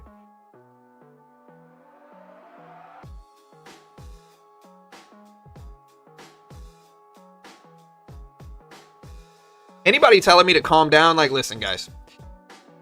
If I just sat here saying, hey, guys, the CPI report came out better than expected. If I turned into Bob Ross, people would complain about that, too. They'd be like, bro, you don't have any energy, dude. You're sitting there not saying anything. You know? And so what I learned on the internet is you can't make everybody happy. So cheers to you guys. I'm going to keep yelling these inflation numbers when they come out. You're welcome. All right, you're welcome.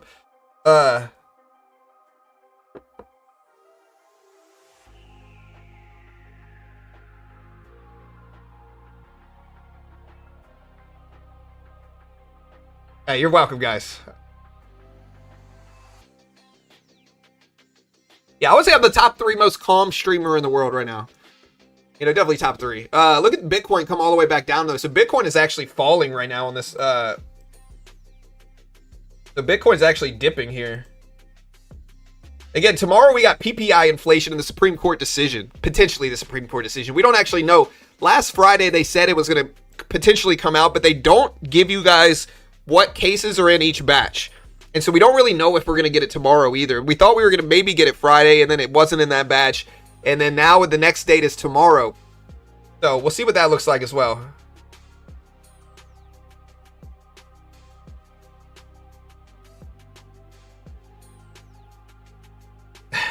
Thank you for yelling. Yeah, you're welcome. Yeah,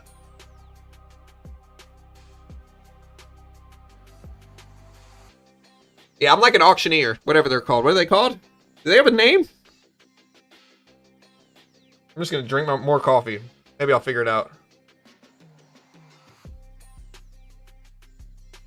All right, guys, look at Bitcoin sitting at 92,000. Again, lower inflation data is generally good. I'm still watching yields to see if we're going to get a change in the rate cut odds.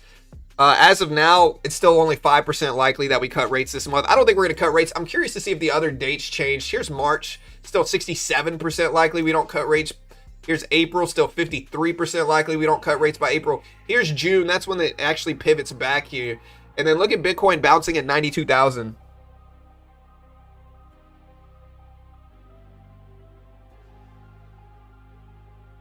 Bro, in your yelling, you spoke 2.6% year over year. Yes, core CPI showed up at 2.6% year over year. Microsoft says its data centers won't burden locals and pledges to pay its electricity bills and minimize water.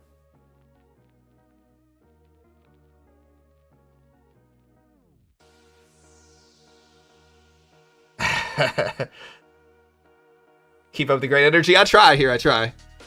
What it really is like you got somebody that's just creating a bunch of different accounts trying to throw the stream off. But you guys know, listen, I'm the top 3 least thrown off streamer in the world right now, guys. Listen, this is what I'm here for. This is what I work hard for. You know, this energy was promised to me 3,000 years ago. All right. And I'm going to keep it up. We'll see if the NASDAQ holds. We're at 26,000 right now, 26,000. Let's see if 26,000 keeps holding it as resistance.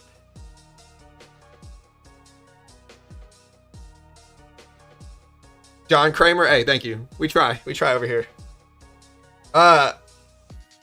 Yeah, again, we got GDP next week. So next Thursday, we do have GDP data coming out, but GDP's been incredibly strong. Incredibly strong.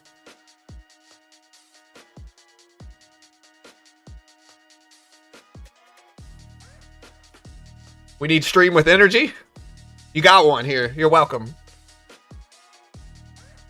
I'm a morning person too. Like every morning I wake up, my whole family hates me. Like I am just a ball of energy in the morning, especially if I drink coffee. But even if I don't drink coffee, I'm a morning person naturally. My wife is not. My daughter is not. My son is. My son and I are up at the crack of dawn every day, regardless of whether we have to or not. All right, so we're going to see if we go green. The market has reacted positively to this inflation report, as it should be. We showed up either flat or lower than expected, depending on which one you look at. And so right now I'm drinking community coffee. I think it's Mardi Gras coffee. Me as a Louisianian, you know, I feel like that's what I should be drinking. Shout louder if possible. Top 3 loudest right now, man. Again, we'll see if the NASDAQ holds. We're at 26,000 right now. I do want to see us over 26K. Again, we'll see if we hold, though, today. Again, I do see, like, Google pushing up. Oracle's positive from this report. Again, gold and silver have been moving up. Silver continues to break all-time highs at 87.75. 87.75.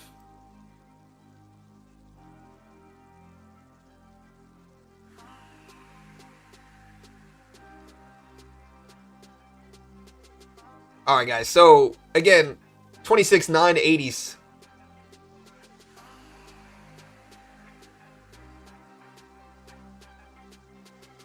Keep those decibels high. We try over here, man. I'm sorry.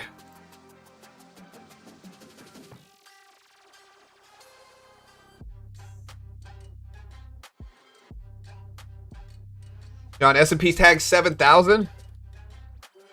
Well, the S&P 500 is not open. So right now the S&P 500 is closed. If you're talking about S&P 500 futures, which is like /ES. It's over 7,000, but it had already broken 7K a couple different times. Specifically, it broke it on Friday or Sunday. I don't know if this was Friday or Sunday session. So specifically, it had broken it Friday. So we broke 7,000 on Friday. We broke it again yesterday, and now we're back over it again. But this is S&P 500 futures. The actual S&P doesn't open up until 8:30 or 9:30 market time.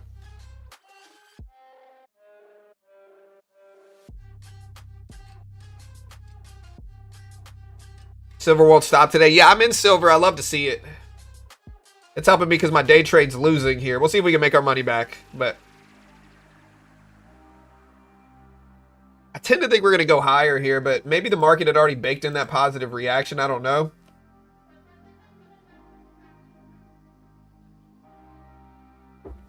Again, inflation data lower than expected. I mean, in core CPI inflation and core month-over-month inflation was lower than expected as well, at 0.2 and 0.3% for headline or for core and headline respectively.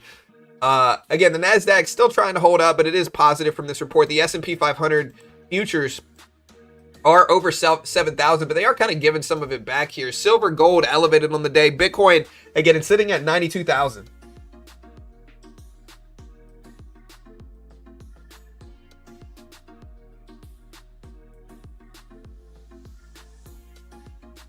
Yeah, I mean, I usually get, I like the hazelnut and the Mardi Gras coffee.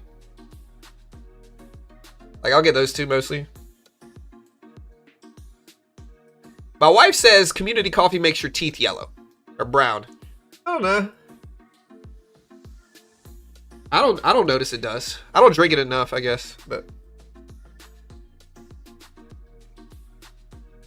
yeah, so I asked people, do we cut rates before April? 63% say yes. 37% say no on the poll.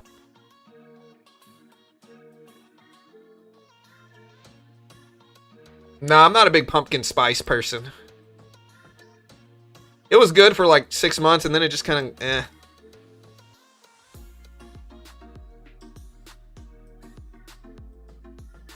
I would say I'm top 3 most sophisticated people ever in the world right now. You know, I think when people look at me, they're like, that dude's sophisticated.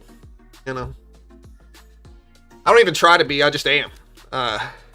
The sophistication flows through me like water. That's all I'm saying. Let's see if the Nasdaq holds here. We're down on this trade. CPI showed up at 2.7% headline, 0.3% month over month headline, 2.6% core, 0.2% core. Yeah, I mean, a lot of people think these numbers are cooked. I can't even disagree with you. I think I wouldn't say they're cooked. I think they're more likely just could be inaccurate. I hope they're right. But, you know, oil has gotten a lot cheaper. And so maybe the oil dynamic making headlines stay the same. I don't know.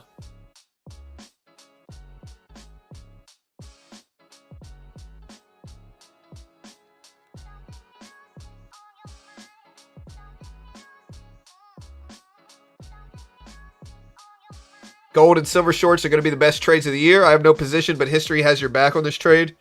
In gold and silver shorts,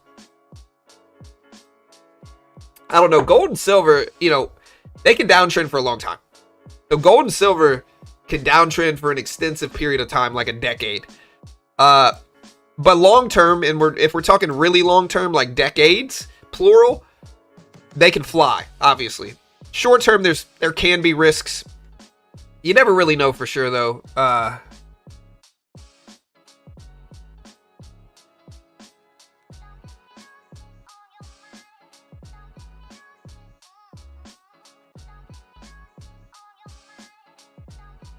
Are these numbers accurate? Put accurate or not accurate, or put yes or no. If they're accurate, put yes. If they're not accurate, put no in chat. Let me know how you feel. Do you guys think these numbers are accurate today?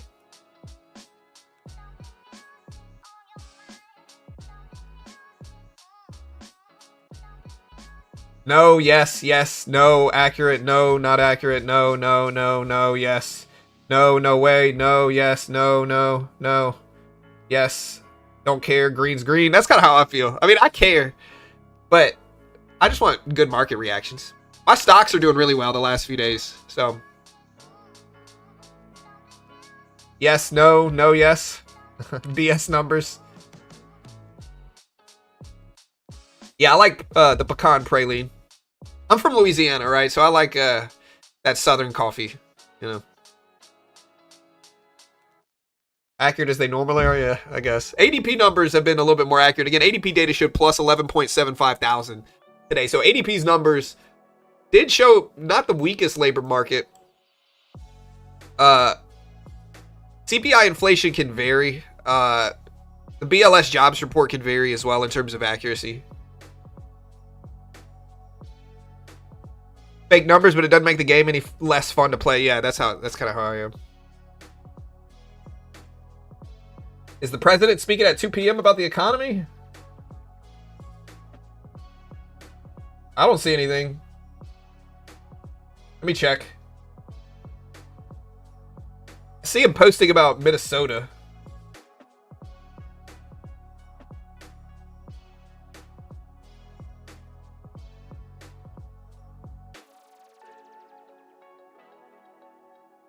Yeah, so it says the president's supposed to make an urgent economic announcement at 2 p.m. today. Look, it's not that I don't trust the crypto social media pages, but I don't trust the crypto social media pages. Like, they are the ones that said, they just put out rumors a lot of the time. I'm not saying they're wrong. Here, I got to get out of this trade. We're down. It's okay. But yeah, they just put out rumors a lot of the time, and the rumors can be sometimes not accurate. And it's mostly crypto social media pages, and I want Bitcoin to go up. Like, I want crypto to go up, but sometimes they just kind of jump on this rumor mill a little bit more than other people. Like, they said we'd get an emergency cut. They said all these other things that just didn't happen. They said that the president's, or they said that Powell's speech, his memorial speech, or him saying kind words about one of his colleagues was going to be some deep economic speech. And I told people ahead of time it wasn't. But if you look at some of these social media pages, again, they just kind of say some stuff. And so I'm not saying they're wrong on this one. What I'm saying is that take it with a grain of salt. I'm not saying they're wrong. What I'm saying is just wait, and we'll see if we get more information today. But the president could be speaking at 2 p.m. Again, we could have the president speaking at 2 p.m.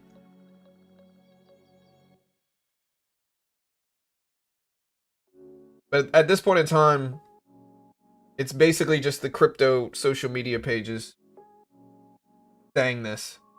So we'll see if they're right.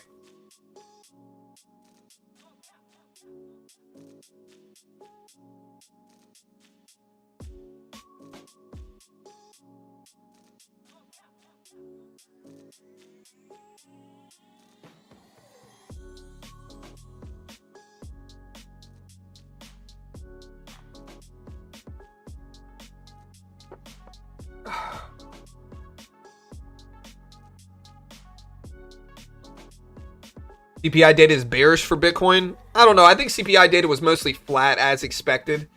Yeah, we got a couple different accounts. But yeah, I think CPI data was mostly flat as expected today. I don't think it's like a wild number or anything like that.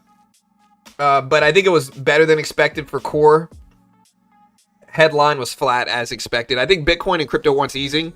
So they want more economic stimulus, not less. And so whatever's favorable for economic stimulus, which is low inflation, is better for economic stimulus. I would say Bitcoin is generally going to react positively from. It's never 100% though. It could always go back and forth. But yeah. Right, they just want engagement. And so I'm just going to be real. Like, we'll see. I've seen them say this before where it's supposed to be some huge economic speech, and then the speech comes out and it's something that has nothing to do with the economy. So all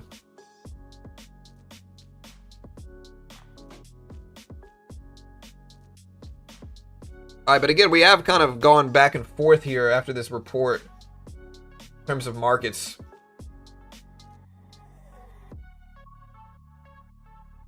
Again, I'm trying to see if the rate odds for January are going to change any from this report. I don't think so. They're currently still at 5% likelihood for a cut.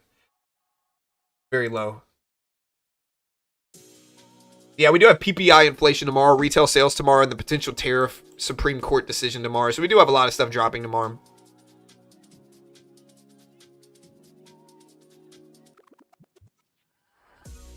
But the internet said it was true. I know, man. I know. Subscribe. Hit the like button. Hit the notification bell. We cover all this stuff live as soon as it drops here. So...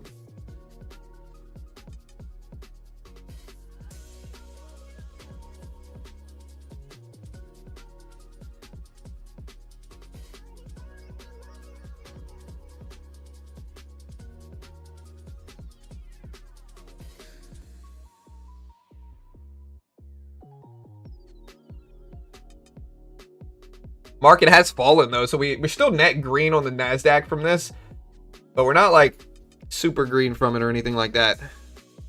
We'll see if the 200 exponential there at 25.9 holds. That's what I'm curious. Yeah, stability. I mean, we're basically flat month to month, which is good, you know. Better than being high, like up month to month, you know. And guys, remember, next week we have PCE inflation and more. We also have the EU foreign policy chief Kala says the U.S. is an indispensable ally, but relations are not as good as they were.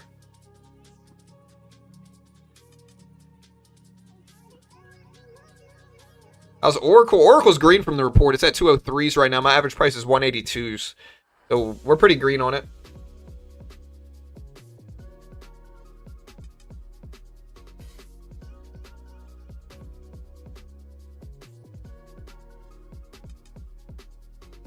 All right, so the NASDAQ is now pulled back a little bit. The S&P is bouncing around 7,000 though, a little bit over it.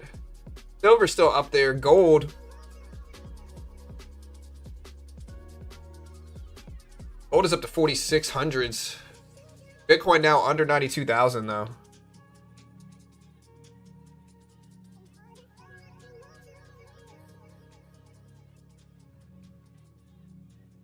Super green, Ruby Rod, yeah. CPI data available to us. Today's print was questionable. Today's print reaffirms the data to some extent. Yeah, I mean, the government wasn't shut down in December, but I think we're still kind of seeing some pass through in the variance that we get for inflation data.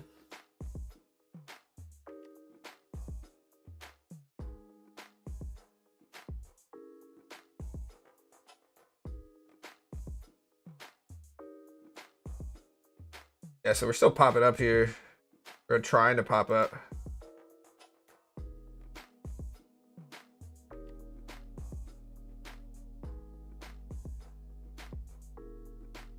$26,000 is close enough to where I'm kind of bullish on this.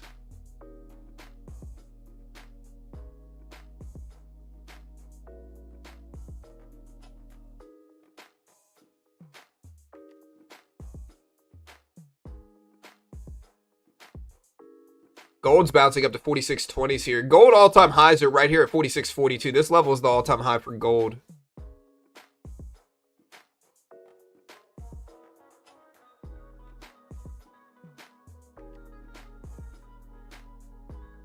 I usually trade futures. I trade stocks. Forex, it's not that I don't want to trade it. It's that I can usually get the same thing done in futures or stocks, and there's less red tape.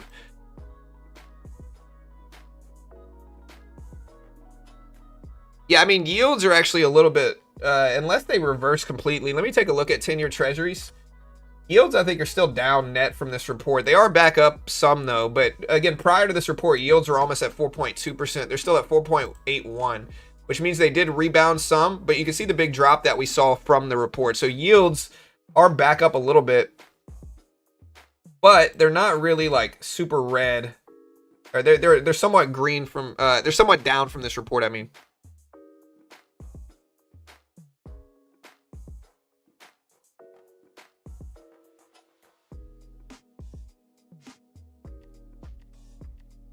Yeah, so here's yields. They're still dipping down though.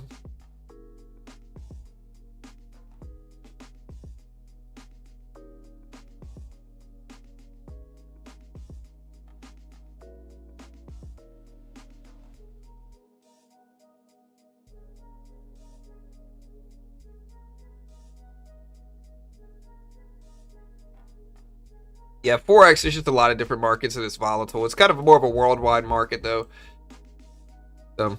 There's a lot of volume there. Again, I'm still looking to see if the rate odds have changed. We got 30 minutes until the opening bell now, chat. 30 minutes. And then we're still at 95 to 5% likely for a pause. So it's still very, very probable we pause rates this month. Again, the CME group is going to launch 100-ounce silver futures to meet record retail demand.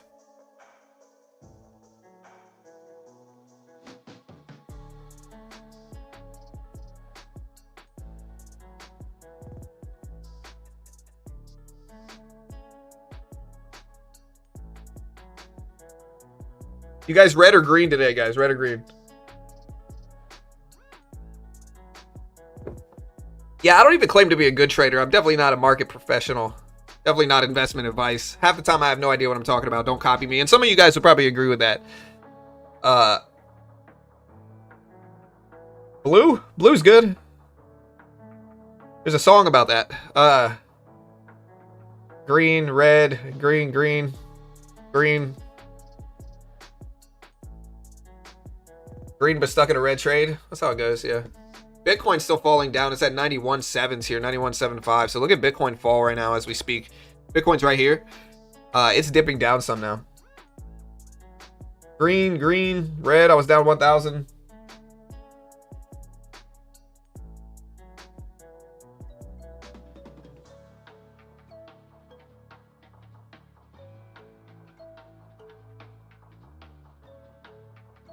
Yeah, we're still trying to get higher here. Tomorrow we have PPI inflation as well. We're back to economic reports.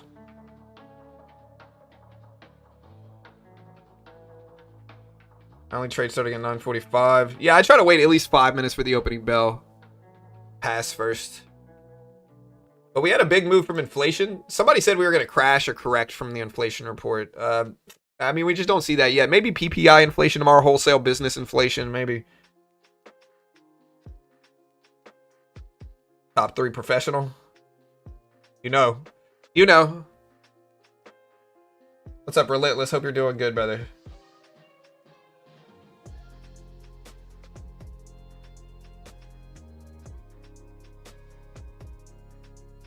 Relentless knows. He knows. Green? Yeah, I almost want to buy this dip. I don't know, though. Maybe I should wait.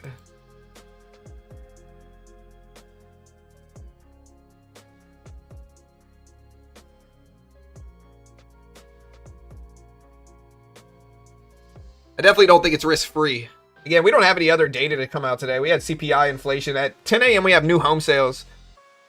But it's still kind of quiet in that regard.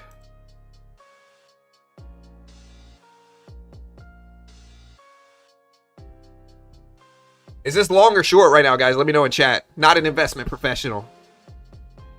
You know, long or short right now.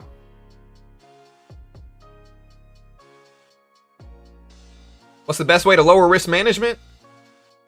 Not investment advice, but scale down your size. You know?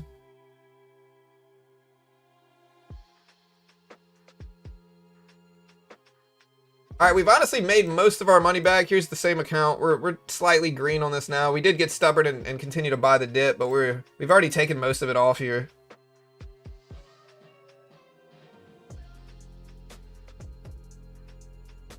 We'll see if we can get back flat towards the end of the day, but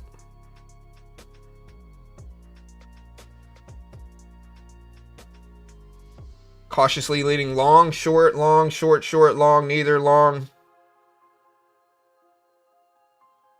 Silver is pumping, guys. Look at silver. Almost $88 an ounce for silver right now. Just crazy movement. Crazy movement.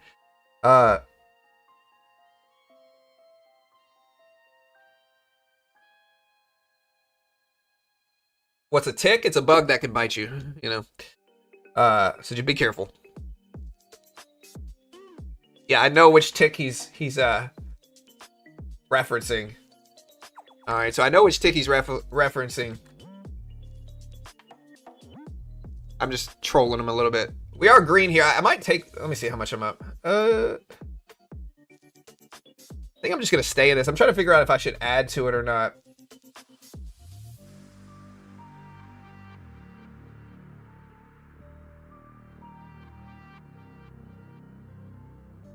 25 ticks. A tick is the minimum price movement per contract.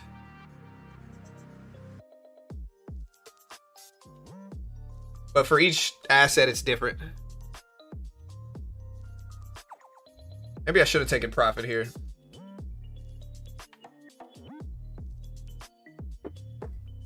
Feel bad for the guy who shorted silver.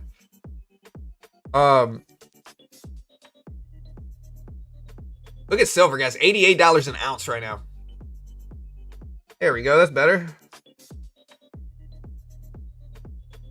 Again, inflation data showed up mostly flat as expected. 2.7% for headline, 2.6% for core. Better than expected for core.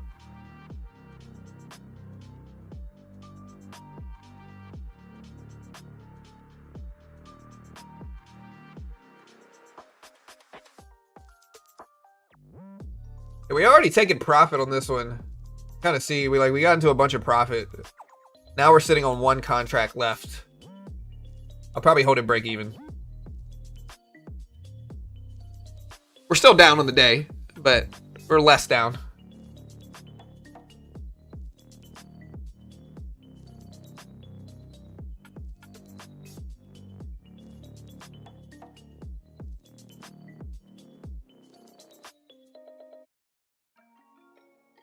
And look at silver, guys. $88 an ounce. Gold all-time highs are right here. The gold all-time highs right here. 46.40.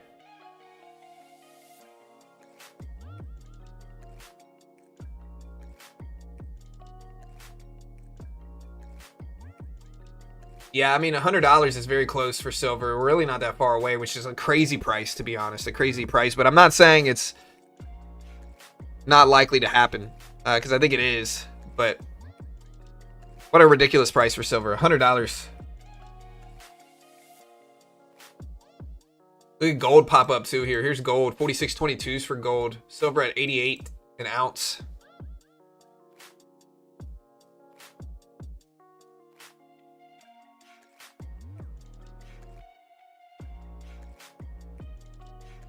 Look at silver, gold, $88 an ounce, gold up to 46.25s or so right now. Any stocks that look good? I mean, I'm so green on silver today. It's helping my position here. Where's Target at? I'm in Target green. My average price in Target is 86.50. It's at 107s right now. Anything else looks good? I'm down a little bit on Oracle on the day, but I'm up very big overall in Oracle. Coca-Cola the same way.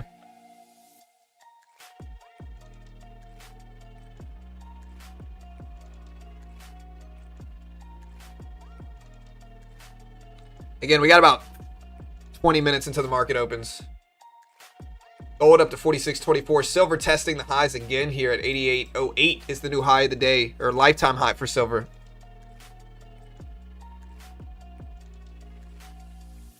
Look at how much the market is slowed ahead of the opening bell today. The question is, like, do we see a late delayed reaction to markets here? Do we see a late delayed reaction? I think it's possible. I think we've seen that a lot recently. Yeah, the S&P, if we take a look at this as well. S&P bounced right at the volume weighted average price. Look at this.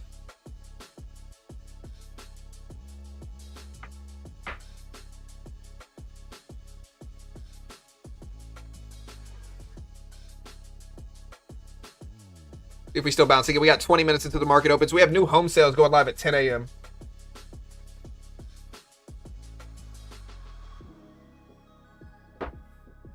Let's see what we get.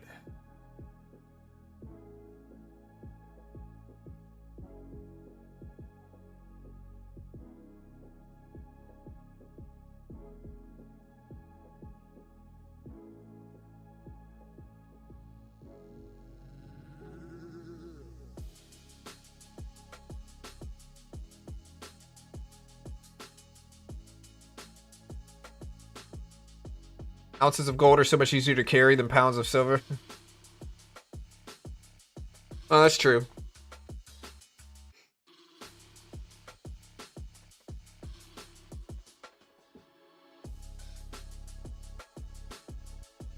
All right, guys, we're still holding right here, but look how flat the NASDAQ is. Here's the S&P 500. It's at 7,022. It is over 7,000. And if you guys remember, I did talk about 7,000 a lot. Means that the Fed is more likely to hold interest rates. Yeah, I mean, I told you guys for a long time, I think we're going to pause this month. I don't think it's likely that we cut rates this month.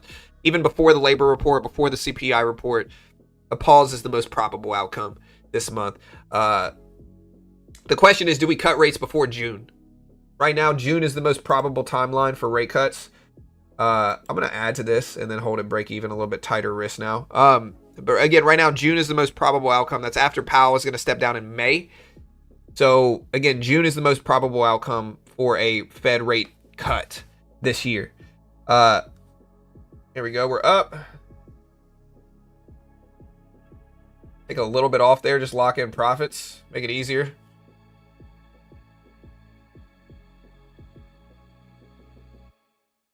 So up. Heading into this. Again, maybe the opening bell will get a delayed response here, but I'm gonna cut rate. I'm gonna cut the rest off right there. See if we buy another dip. Reasonable to say that we see a cut before June. I think right now the most probable outcome is not a cut before June, though. I think right now, like if we take a look at it, if we take a look at the odds here on the Fed Watch tool or something like that here, even with this this inflation print, we're showing 95 to 5% likely for this month in March. It's still 75% likely basically that we pause in March as well. Here's April. Still 62% likely that we pause in April as well. It's not necessarily that we pause in April. Still 62% likelihood that we do not cut 25 basis points at April or before. So in any of these three decisions, it is 62.3% likely as of now that we pause rates, that we do not have 25 basis point lower rates by June. And so June is actually the time in which it pivots back to the likelihood that we cut rates 25 basis points. We're still 47.5% likely that we cut rates 25 basis points at June or before. But it's still not the most, like, it's still looking like June is when we're probably going to see cuts, is the point I'm trying to make.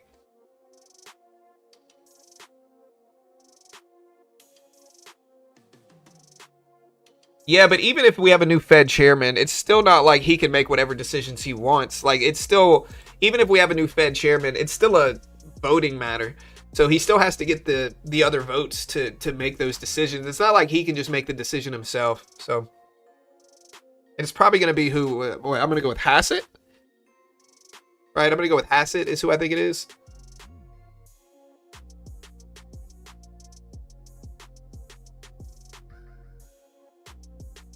What are those percentages based on yields? In the Fed Watch tool, they're based on yields. Yeah, it's because Jerome Powell steps down in May. He might stay on as governor. But yeah. Again, silver up to 88 threes. Silver still breaking all-time highs over and over again this morning.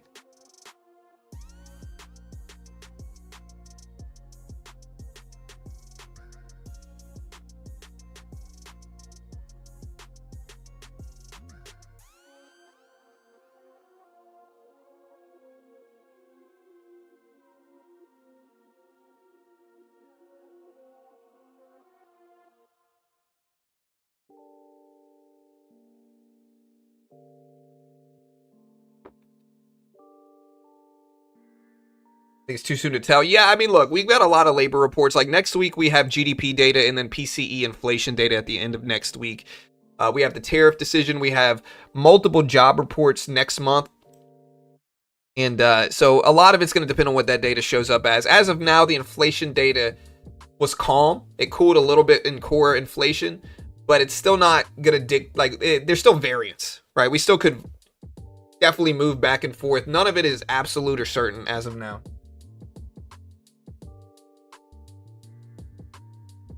Yeah, I think the Fed chairman's going to be named Kevin.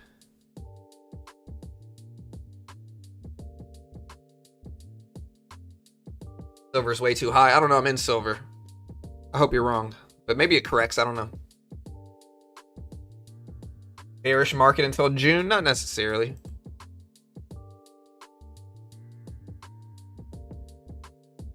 Look how flat the market is, though. We're not really doing anything.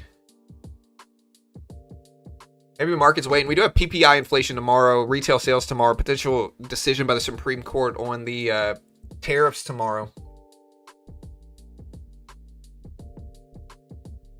John Kevin London. Yeah, maybe. That's a great guy right there. You know, what a great name. Yeah, it depends on the data for sure.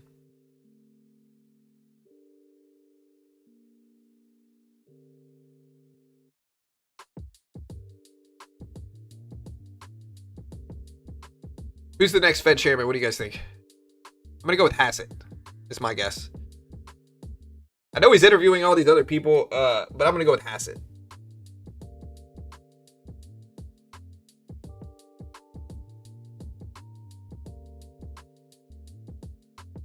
If the Supreme Court votes to keep the tariffs in place, what does the market do? I'm really not sure. I think you could go with two different stories for that.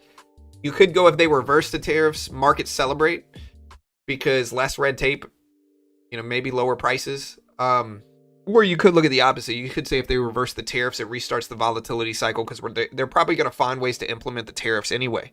And so if they reverse these tariffs, and then we got to go through the process of implementing them, and then they have to go through processes of implementing them anyway. That restarting the volatility cycle of the tariffs could cause fear. And so I think either one of those things is possible. I'm not really sure how the market's going to react, but I'll cover it here live whenever it happens. It could happen tomorrow, and we'll be here live at 10 to see if it does. Or it could not happen tomorrow. It might not be in the batch tomorrow, and we might have to wait for a later date. So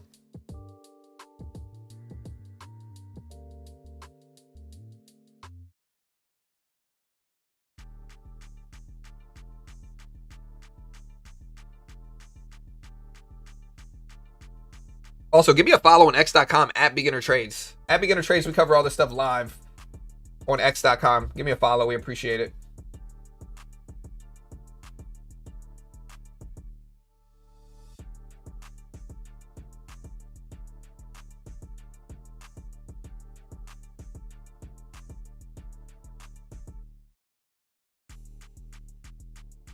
So CPI inflation, again, did show lower than expected here, guys. Lower than expected CPI inflation. For core inflation, flat headline inflation. Here's the NASDAQ and Bitcoin starting to rebound. The S&P is as well. Silver, again, at 88.55s now for silver futures.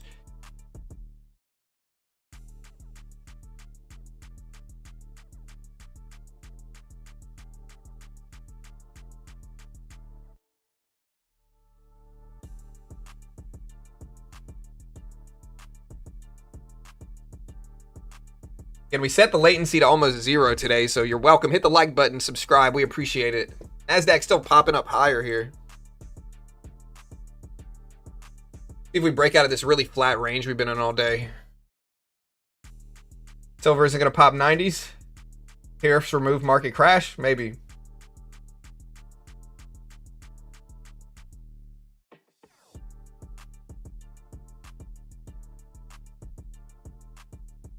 Kevin Warsh or Kevin Hassett? Yeah. I don't know. A lot of puns today. That's good. All right, guys. Here's the opening bell in 11 minutes. It could be because the latency is lower. With less lag, there's a little bit more chop in the stream. But I do that because that way there's basically no lag. At 8:30 Eastern Standard Time when inflation comes out, y'all hear it first here. And so...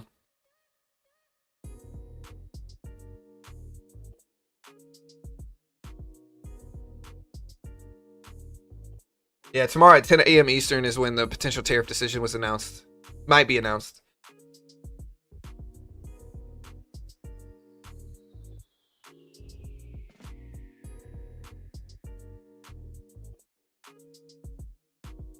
I'm in PayPal. I don't think I'm in Adobe. I'm down in PayPal, though. My average price is like 60, so we're down slight. I'm very green on my portfolio right now, but it's mostly driven by my recent buy in silver. So I bought it in silver like a week or two ago, and that position's doing really well, you know, especially today. I'm also in Netflix. Maybe I can add to Netflix. I don't know. We'll have to wait and see. They get opening bell in 5 minutes.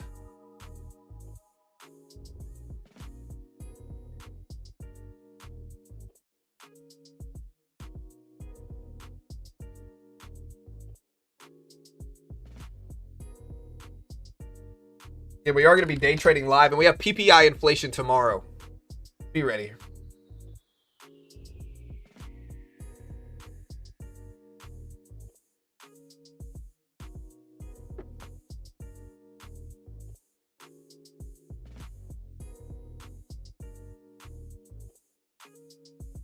Yeah, we had bank earnings today, and earnings season is going to be starting soon. I see JP Morgan CEO Jamie Dimon says macro outlook in the short run is, quote, pretty positive. Chevron also confirms awareness of incidents involving vessels bound for the Caspian loading facilities, including one Chevron chartered tanker. All crew members are safe. Vessel remains stable and heading to a safe port. No impact reported. So that's the news ahead of the opening bell today, guys.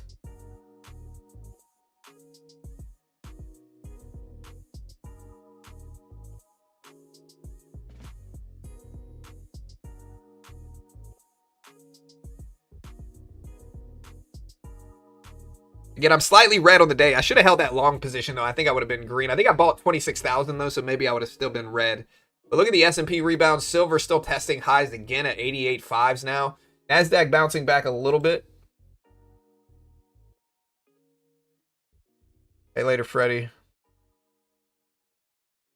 Yeah, we got 8 minutes left. Did I say 5? I don't know. Maybe. PPI generally has a little bit less, but honestly, it can sometimes have more. The reason it varies is because it depends on what the reading shows relative to expectations, right? So we've seen big movements from PPI inflation data, and we've seen small movements. So it really depends on what it's expected at. So tomorrow we have, at 8:30 Eastern Standard Time tomorrow, we have retail sales, we have PPI inflation data. Yeah, and then we have the tariff decision. So tomorrow will be interesting. We also have Moran speaking, Bostic speaking, Kashkari speaking, John Williams speaking tomorrow. But it depends on what we show up as. So PPI tomorrow, I have to see what it's expected at. So PPI tomorrow is expected, I don't even see an expectation. I see retail sales expected at 0.4%, but we get the October PPI report tomorrow. I don't know what it's going to look like. You know, just to put it into perspective, today's data was for December. Tomorrow's PPI inflation is for October. And last time it showed up at 0.3, 2.7%. So I guess it depends on what the data shows up as. Sometimes PPI can lead CPI a little bit, but it varies.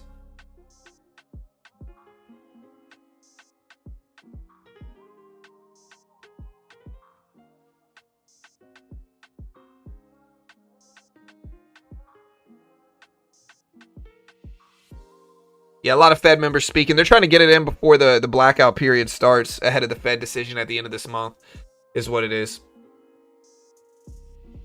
0.3%. Okay, so if it's at 0.3% expectation tomorrow and we show up at 0.9%, 1%, obviously we're going to see some more whippy reactions versus if it shows up as expected. Even though today's as expected reading for CPI, this is a big move. We moved up a lot from this report. So yeah, we'll see what we get, but again, we got about 5 minutes until the opening bell, guys. 5 minutes.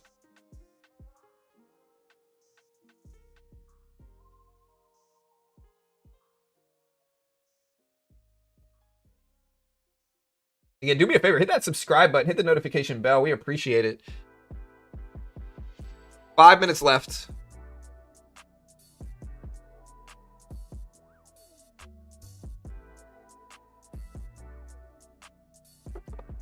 To start tagging beginner trading under the president's post on X as a suggestion for the next chairman. I'd take that job. Sign me up, bro. Let me be chairman, dude.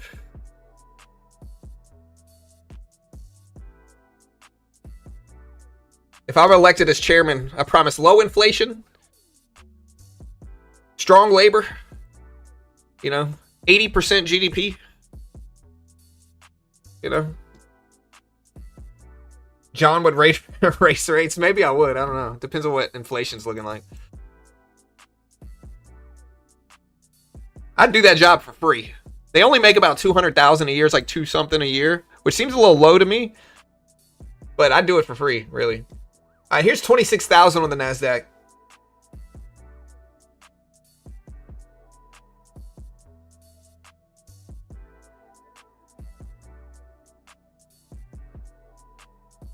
How would you lower inflation?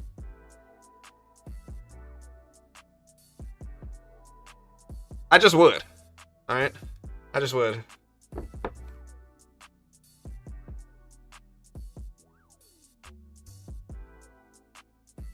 All right, so you're asking me, how would I lower inflation? How exactly is a rainbow made? How does the sun set? How does the posi track rear end on a Plymouth work? It just does. All right, that's how I would do it. I just would.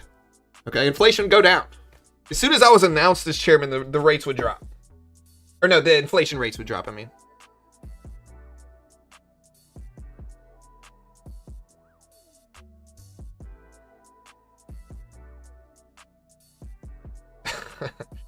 I'd go in with red ties every day. And it would lower inflation. Red bow ties, too. Shock the world. All right, let's see if we break 26,000 here. 26,000.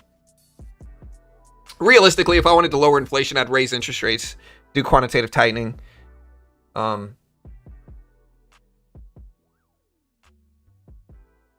if I wanted to lower inflation. I don't know if that's what I said.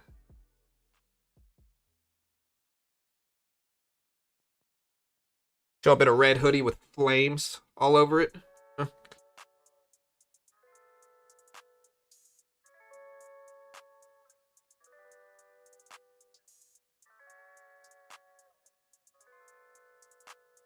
All right, guys. So again, we're rejecting at 26,000. Let's see if we hold.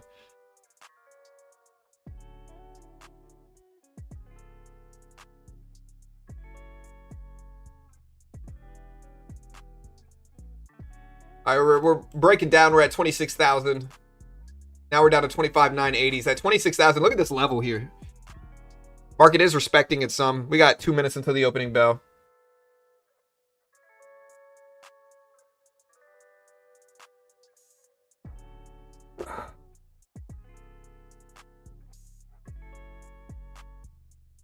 All right, guys, here we go. Oracle's flying up right now. It's at 205s. Whoa, look at the NASDAQ dip heavy here ahead of the opening bell. Wall Street Journal's Tim Rose says the U.S. CPI report isn't likely to change the Fed's wait-and-see posture, as officials will likely want to see more evidence that inflation is leveling off and then declining before cutting rates. Yeah, no, I don't think we're going to change January's outlook. I've been saying this for weeks. Inflation data is not really going to move it. Not really a thing where inflation data is going to have some big influence over this month's rate decision. It's too close. I just don't think it's going to. Look at the NASDAQ come down, though. 26,000 rejected firmly here. Bitcoin pushing up. We got a minute until the opening bell.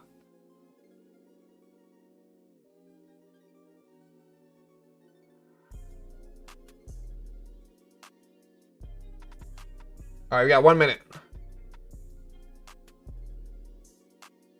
What I will say is if I was chairman, beehives for everybody. All right, beehives. You get a beehive. You get a beehive. You know.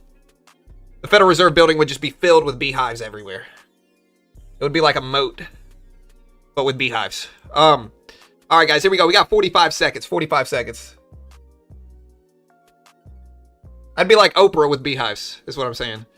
Again, Oracle at 205s.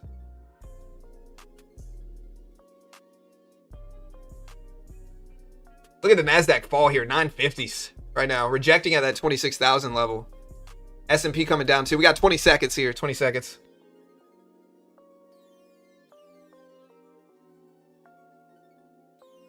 All right, here we go.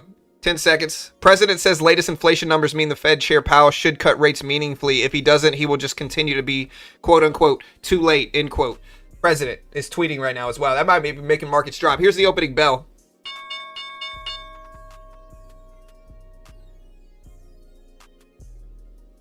Yeah, so here's the open. NASDAQ is down leading into the opening in the last 5 minutes here. Here's the 200 exponential, though, at 9 right here. So there's a bounce. Yeah, I'm trying to see the full president quote. The reason I joked about beehives is because Jerome Powell, the statement in question that he's getting probed into said it wouldn't have luxury items like beehives, you know, water terraces and more. And so I thought beehives was a funny addition to that quote from Powell. But Anyways, NASDAQ is still dipping down here. Bitcoin's rising back higher. We're about a minute into the opening bell. Let's take a look at NVIDIA. The S&P 500 is bouncing around the VWAP. Here's NVIDIA. NVIDIA is dipping down some. It's at 8460s. Silver's dipping down some. Bitcoin's rising at 92.4s.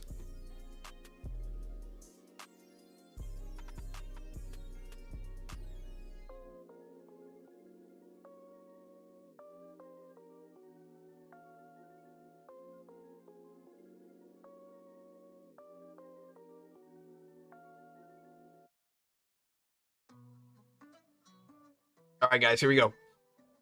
Still trying to hold here. We're at 25.950s, 25.960s. See what happens here. I see PayPal dipping. Oracle's still ripping up at 206s here. Google's flying up to 337s. We're only about 2 minutes into the day, so it's still a little early, but Meta's falling down. Microsoft's falling down. Apple's trying to go green. Tesla's filling some of the gap on the downside. And NVIDIA's falling down to 184s right now, guys. 184s for NVIDIA. I got to wait 5 minutes to trade. We're about 2 minutes into the day, so I got to wait 3 minutes to really trade. But Google ripping up higher here. Look at Google right now. Almost 340s for Google.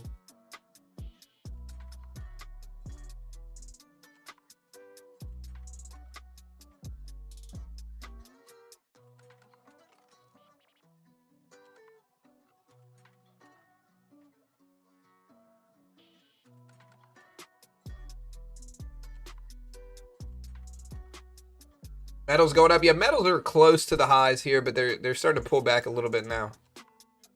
So I'm waiting. 200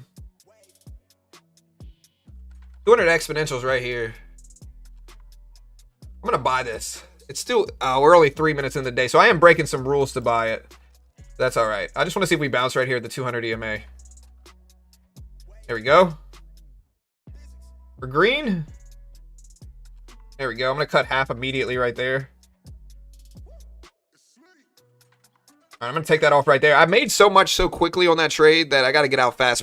I'm technically not supposed to trade in the first 4 minutes, and we are 3.5 minutes into the day. But I wanted to buy the 200 EMA, which is precisely where it bounced.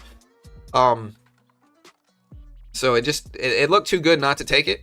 Oracle's still pushing up.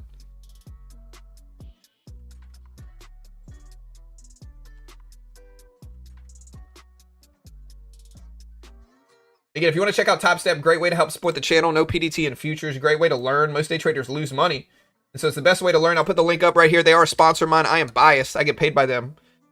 Generally biased, and so still useful for traders. Check them out. There's the link.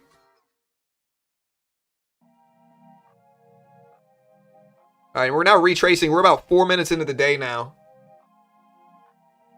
Let's see if we hold. One green trade since the bell.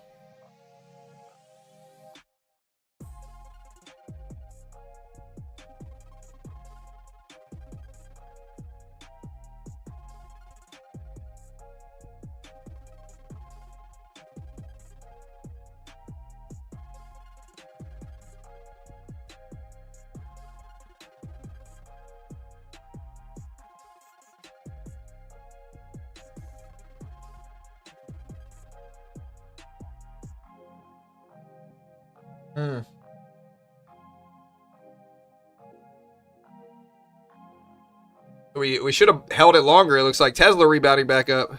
Man, my portfolio is so green on the day here. Nike, Oracle, Netflix, silver.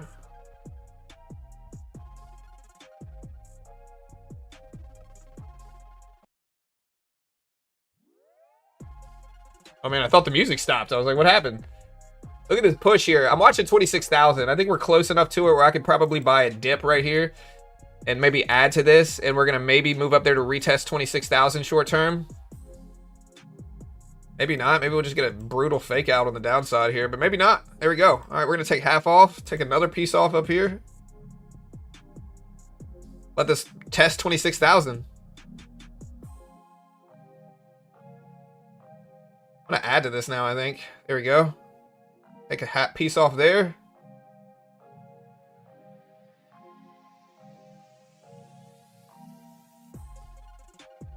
Heading up to 26K. I'm going to cut it right here. And we've made almost everything back. We're basically flat on the day now from our CPI trade. So we're basically flat on the day.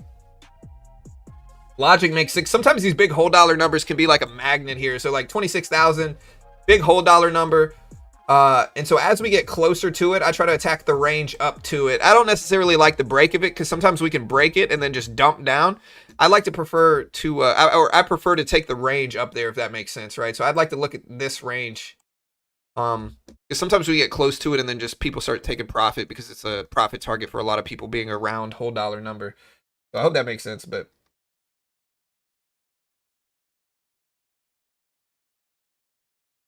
Tech stocks? Yeah, I mean, here's Google. Here's Nvidia. So. Oh, there it is.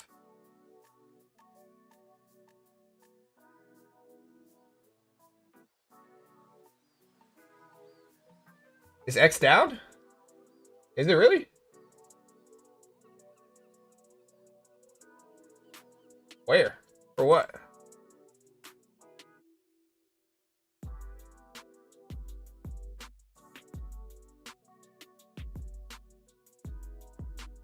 Yeah, give me a follow at Beginner Trades.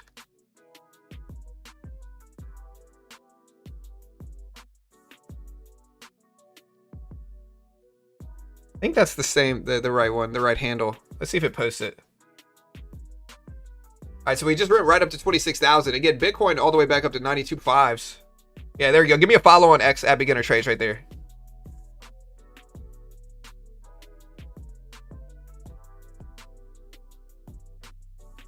We're struggling so hard to break 26K. Do I want to buy this dip again?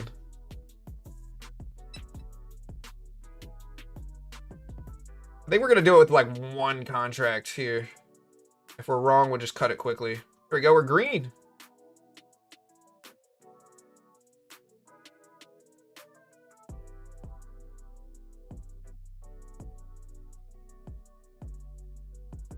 There we go.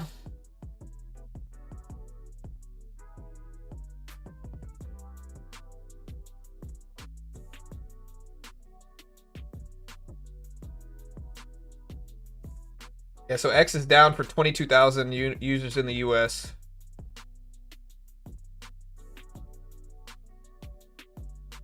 Yeah, it's not down for me, but it's down for some people.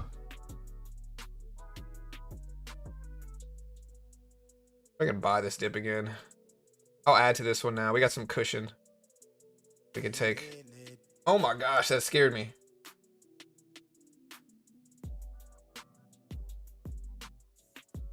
What did he say? Who knows? We're going to take some off here. Some more off. Some more off up there. Add to this now. See if we can pop higher here. Go up to 26,000. There we go. There we go. All right, so again, we're green on the day now. There's 26,000, just tapped it. Same strategy. Nvidia's trying to go green on the day as well at 185s.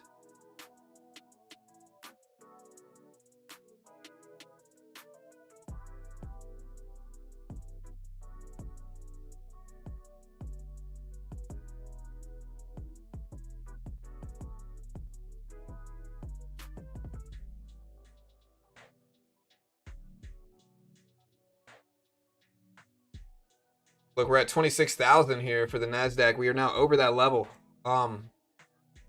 See if we hold support now.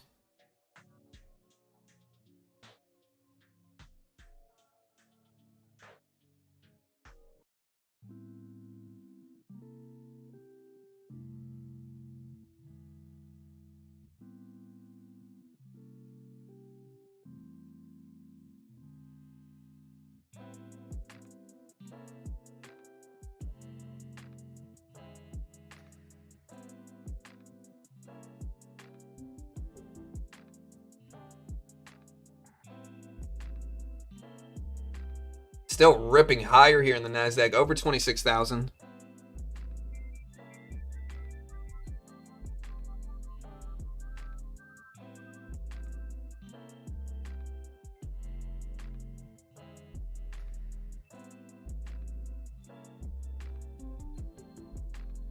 2640 from the news earlier. Yeah, that might make sense. That makes sense.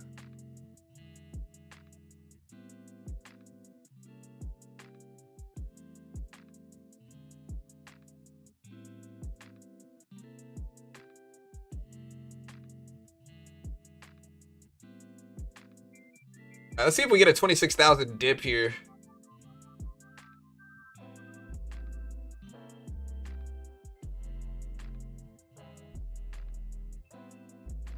Again, let's see if we get a 26,000 dip. We're moving up though. We are green from this. Yeah, I mean, I think you could argue that people are stuck up here. I don't know who's buying up here though. Maybe you buy this pullback to 26,000, but I don't know who's buying it up here. Seems like a FOMO trade to me, but I'm sure you got some people stuck up there.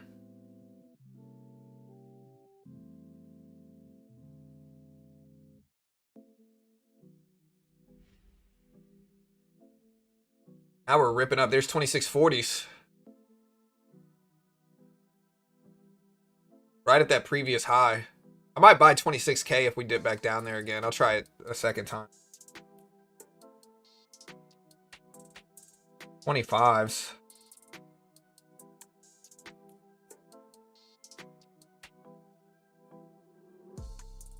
Gotta buy this.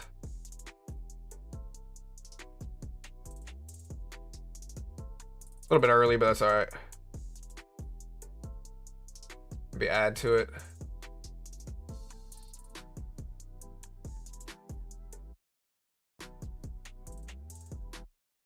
You can add to it down here.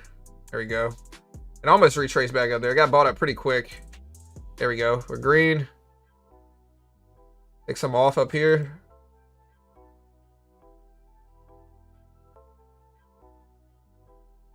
Maybe add back. I don't know.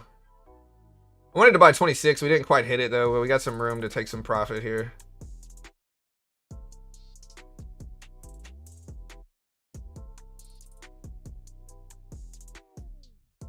Still falling.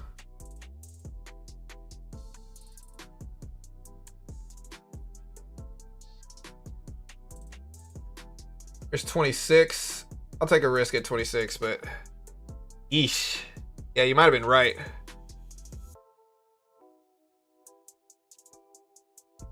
Gotta look at the news. I don't think we have any breaking news either.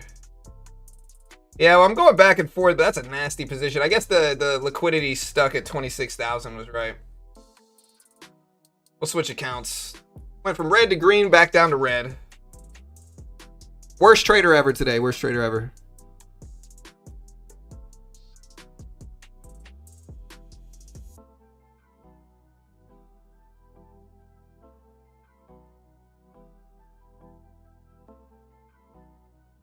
Are you guys red or green today? What do we got? 15 minutes. We got new home sales at 10. It's not big, but it's something. You know, it's not huge, but it's something to report on. Watching that 200 exponential, though.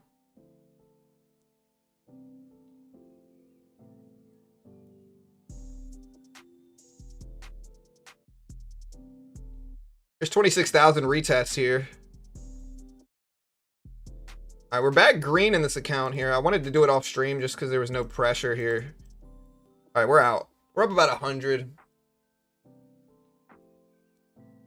I can show you guys the trades. Kind of back and forth. 227 on one of those. I don't know if I like the 26,000 retest though here.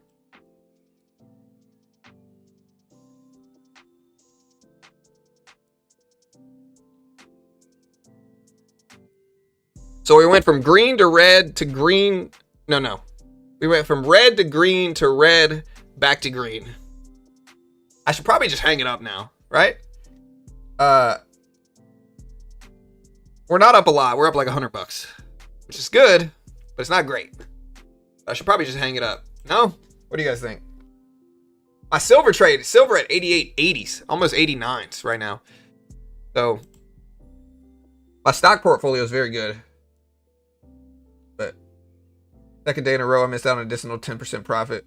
Yeah, but you don't want to look at it in hindsight, man. Hindsight's 20/20, brother. More trades?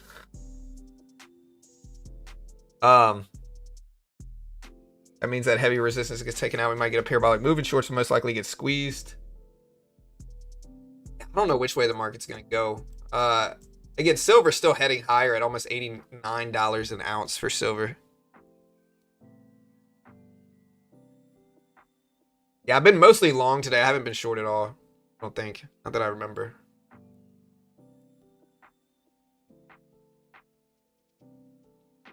Yeah, Bitcoin's mostly heading up, though. Bitcoin's back up to almost 93,000. Bitcoin's going up today so far.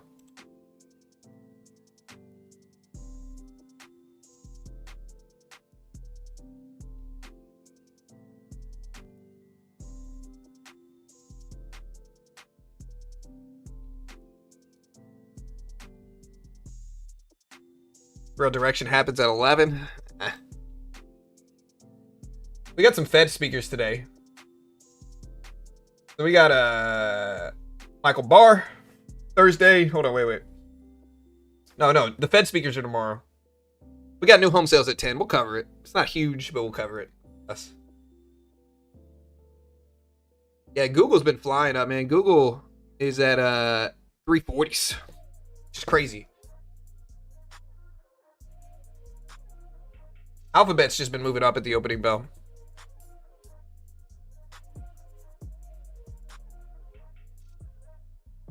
Arkin today? 4 p.m., yeah.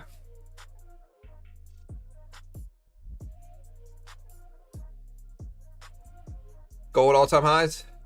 Really? Look, there's silver breaking 89s.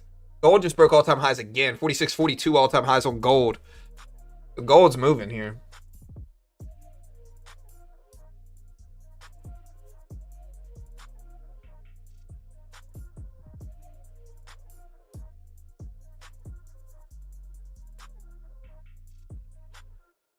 So again, we're starting to head up. We're at 26,000, still testing this on the NASDAQ, but the NASDAQ is kind of muted here. I mean, we're net green from the CPI report. CPI report showed up here, and we are now here. So this is the move we've made from CPI so far. We are green. We got up to these levels here, but we didn't quite break them, and now we're just kind of testing 26, heading down. Gold is ripping up over all-time highs. Silver's consistently doing it. But man, just crazy moves in precious metals again. Yeah, I see X is down in a lot of places. I thought some of my economic reports got low views there, so probably because they're down.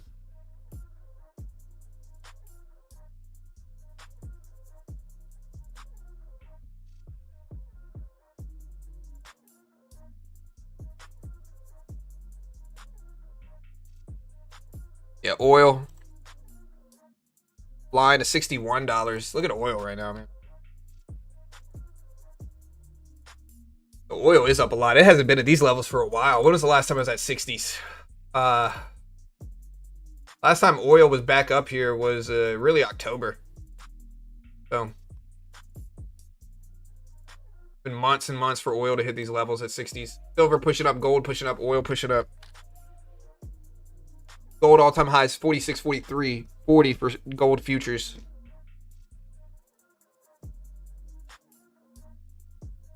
Yeah, I'm checking news. Yeah, like my X isn't down, but it's not really refreshing either. Hold on, let me see. Because Meta is seeking to double AI Ray-Ban capacity to 20 million units this year. If demand is there, over 30 million units.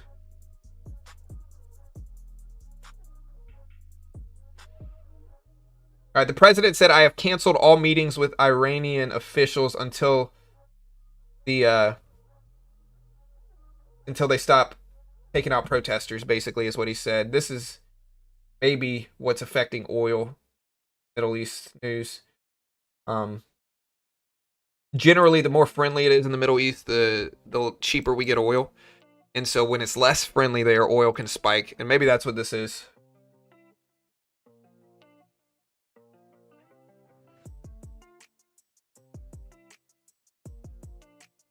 Again, this is after the president said earlier that Fed Jerome Powell is too late, should cut interest rates meaningfully.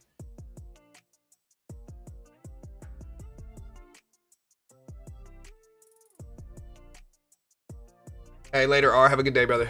Yeah, again, all we got left is new home sales, so we'll see what that looks like. But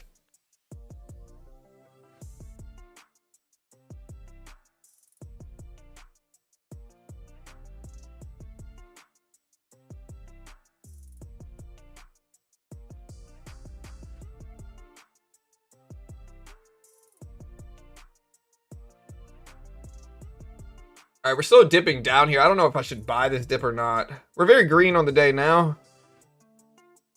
Every time I've bought pullbacks, I've just gotten destroyed today, though. But we do have a support level around 950 right here. Let's see if this bounces. We also have the 200 exponential right there as well. We got enough cushion on the day where we can play with this, but... as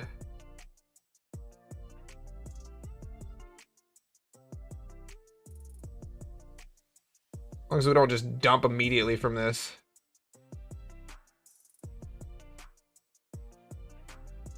I'm going to take half off up here. Again, I see another big drop. I just don't want to get stuck in another big drop. There we go. We're now green on this trade.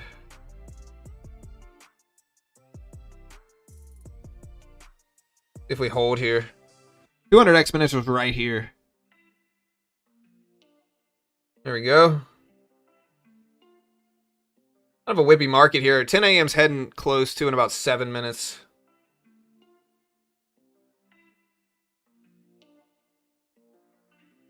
And there we go. Nice. I'm going to cut it right there. So we did make money on the trade. 200 exponential worked.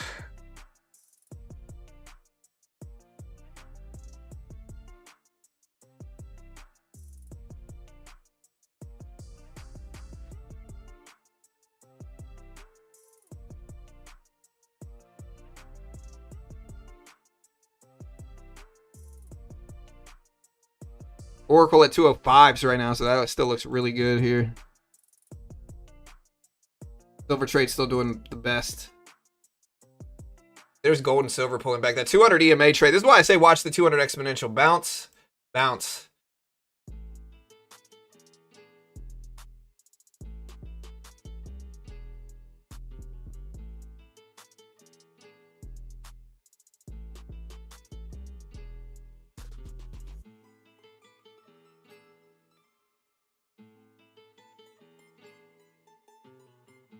Yeah, I don't know if Bitcoin's going to pull back. Bitcoin's pulling back now. It almost got up to 93,000. It's still trying, though. Again, check out Top Step. You want to help support the channel. No PDT and futures link is pinned at the top of the chat. I appreciate it. We'll see if we hold now, guys.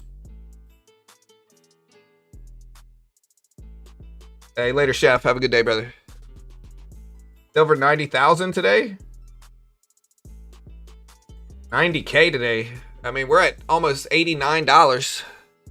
We're not at 89,000.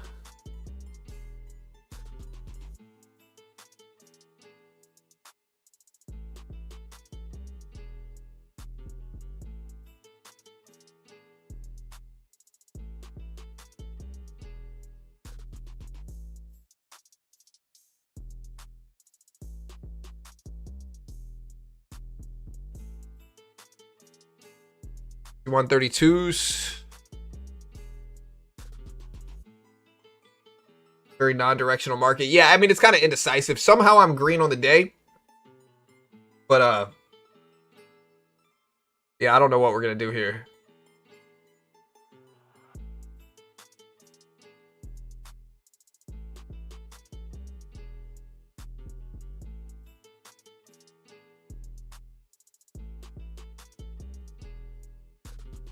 Yeah, we can take a look at oil here and see what oil's doing. There's oil at 61s.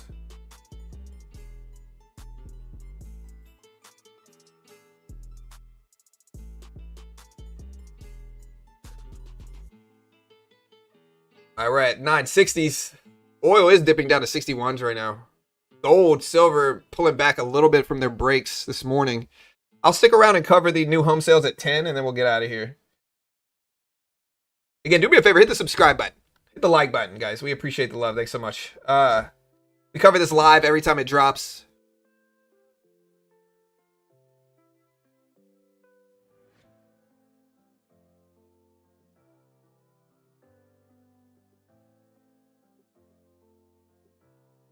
Again, we do have PCE inflation next week. We got GDP inflation next week, or GDP data next week for, I think it's, what is it, Q3 delayed, is it?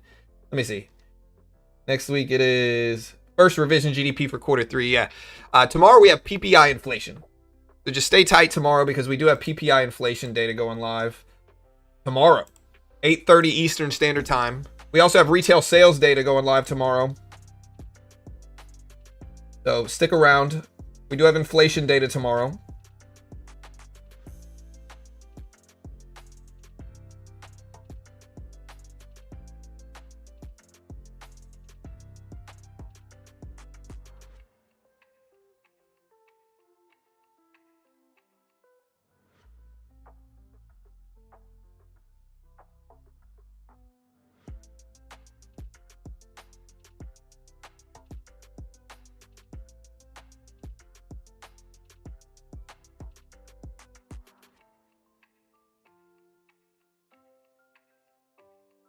All right, guys. So again, we're going to stick around. We got 3 minutes left. I'm going to slowly close the stream down. When should we cut rates, guys? Do you guys think we should cut rates in the next 2 months, 3 months? March or below or under, do you guys think we should cut rates earlier than June? Let me know in chat right now. Cut rates earlier than June? Let me know.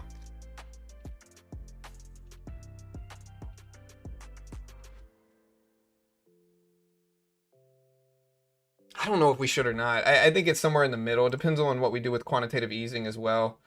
Fed decisions at the end of this month. We'll see what the Fed's looking like there. But yeah.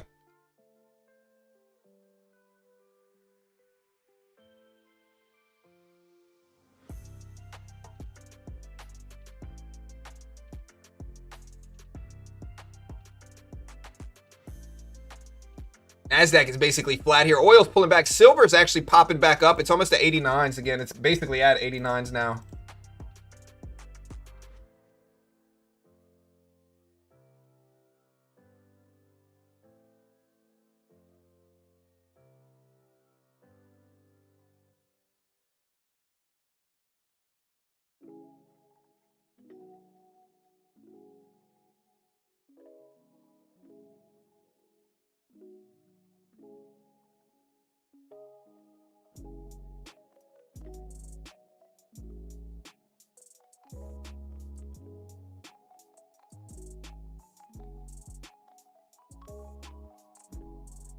All right, guys, here's new home sales in about a minute. I'll cover it. It's not the biggest report, but we'll cover it.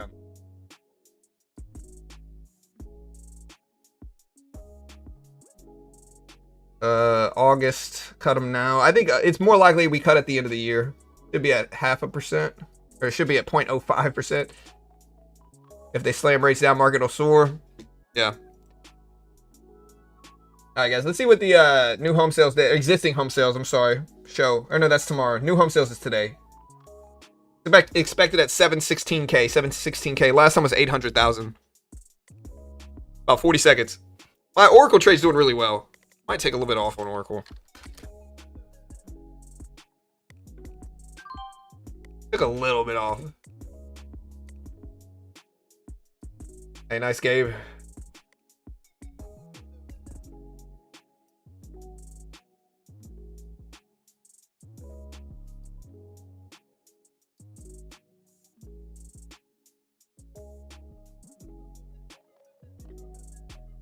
All right, guys, here we go. So existing home sales supposed to drop right now in about 5 seconds.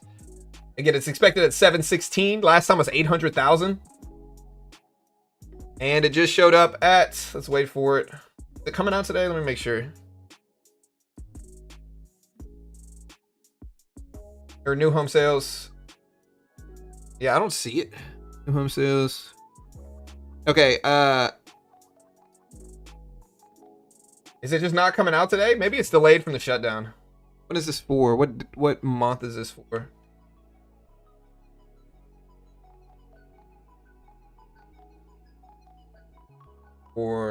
Okay, 737, higher than expected at 737 versus 716 expected. 737 versus 716 expected for new home sales. If they don't cut them now, they will cut them mid-year once Jerome gets replaced. Yeah.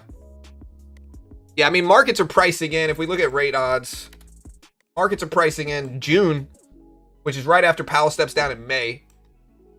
So the odds of a rate cut this month actually decreased now at 2.8% likely of a rate cut this month. So these odds have actually decreased. If you look at where markets are pricing in, though, they're pricing in June as the most probable time, currently at 47% likelihood of a 25 basis point cut at June or earlier meeting. So that's where we're at right now for this. And again, we'll see what we get. We'll see what we get. But again, I'm going to cut out of here today, guys. Again, check out Top Step. You want to help support the channel. They are a sponsor of mine. I am biased. Understand all this stuff on screen. I can't guarantee anything. Not an investment professional. I'm not liable if you lose money. Make your own assessment. Trade smart. I can't guarantee anything. I appreciate the love. Thanks so much, guys. And yeah, we'll see what happens today. Bull or bear for the rest of the day? Before I leave, are you bullish or bearish for the rest of the day? Let me know in chat right now. Bull or bear today, guys? Let me know.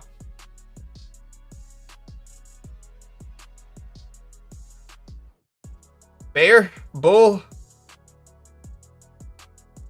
bullish, bull.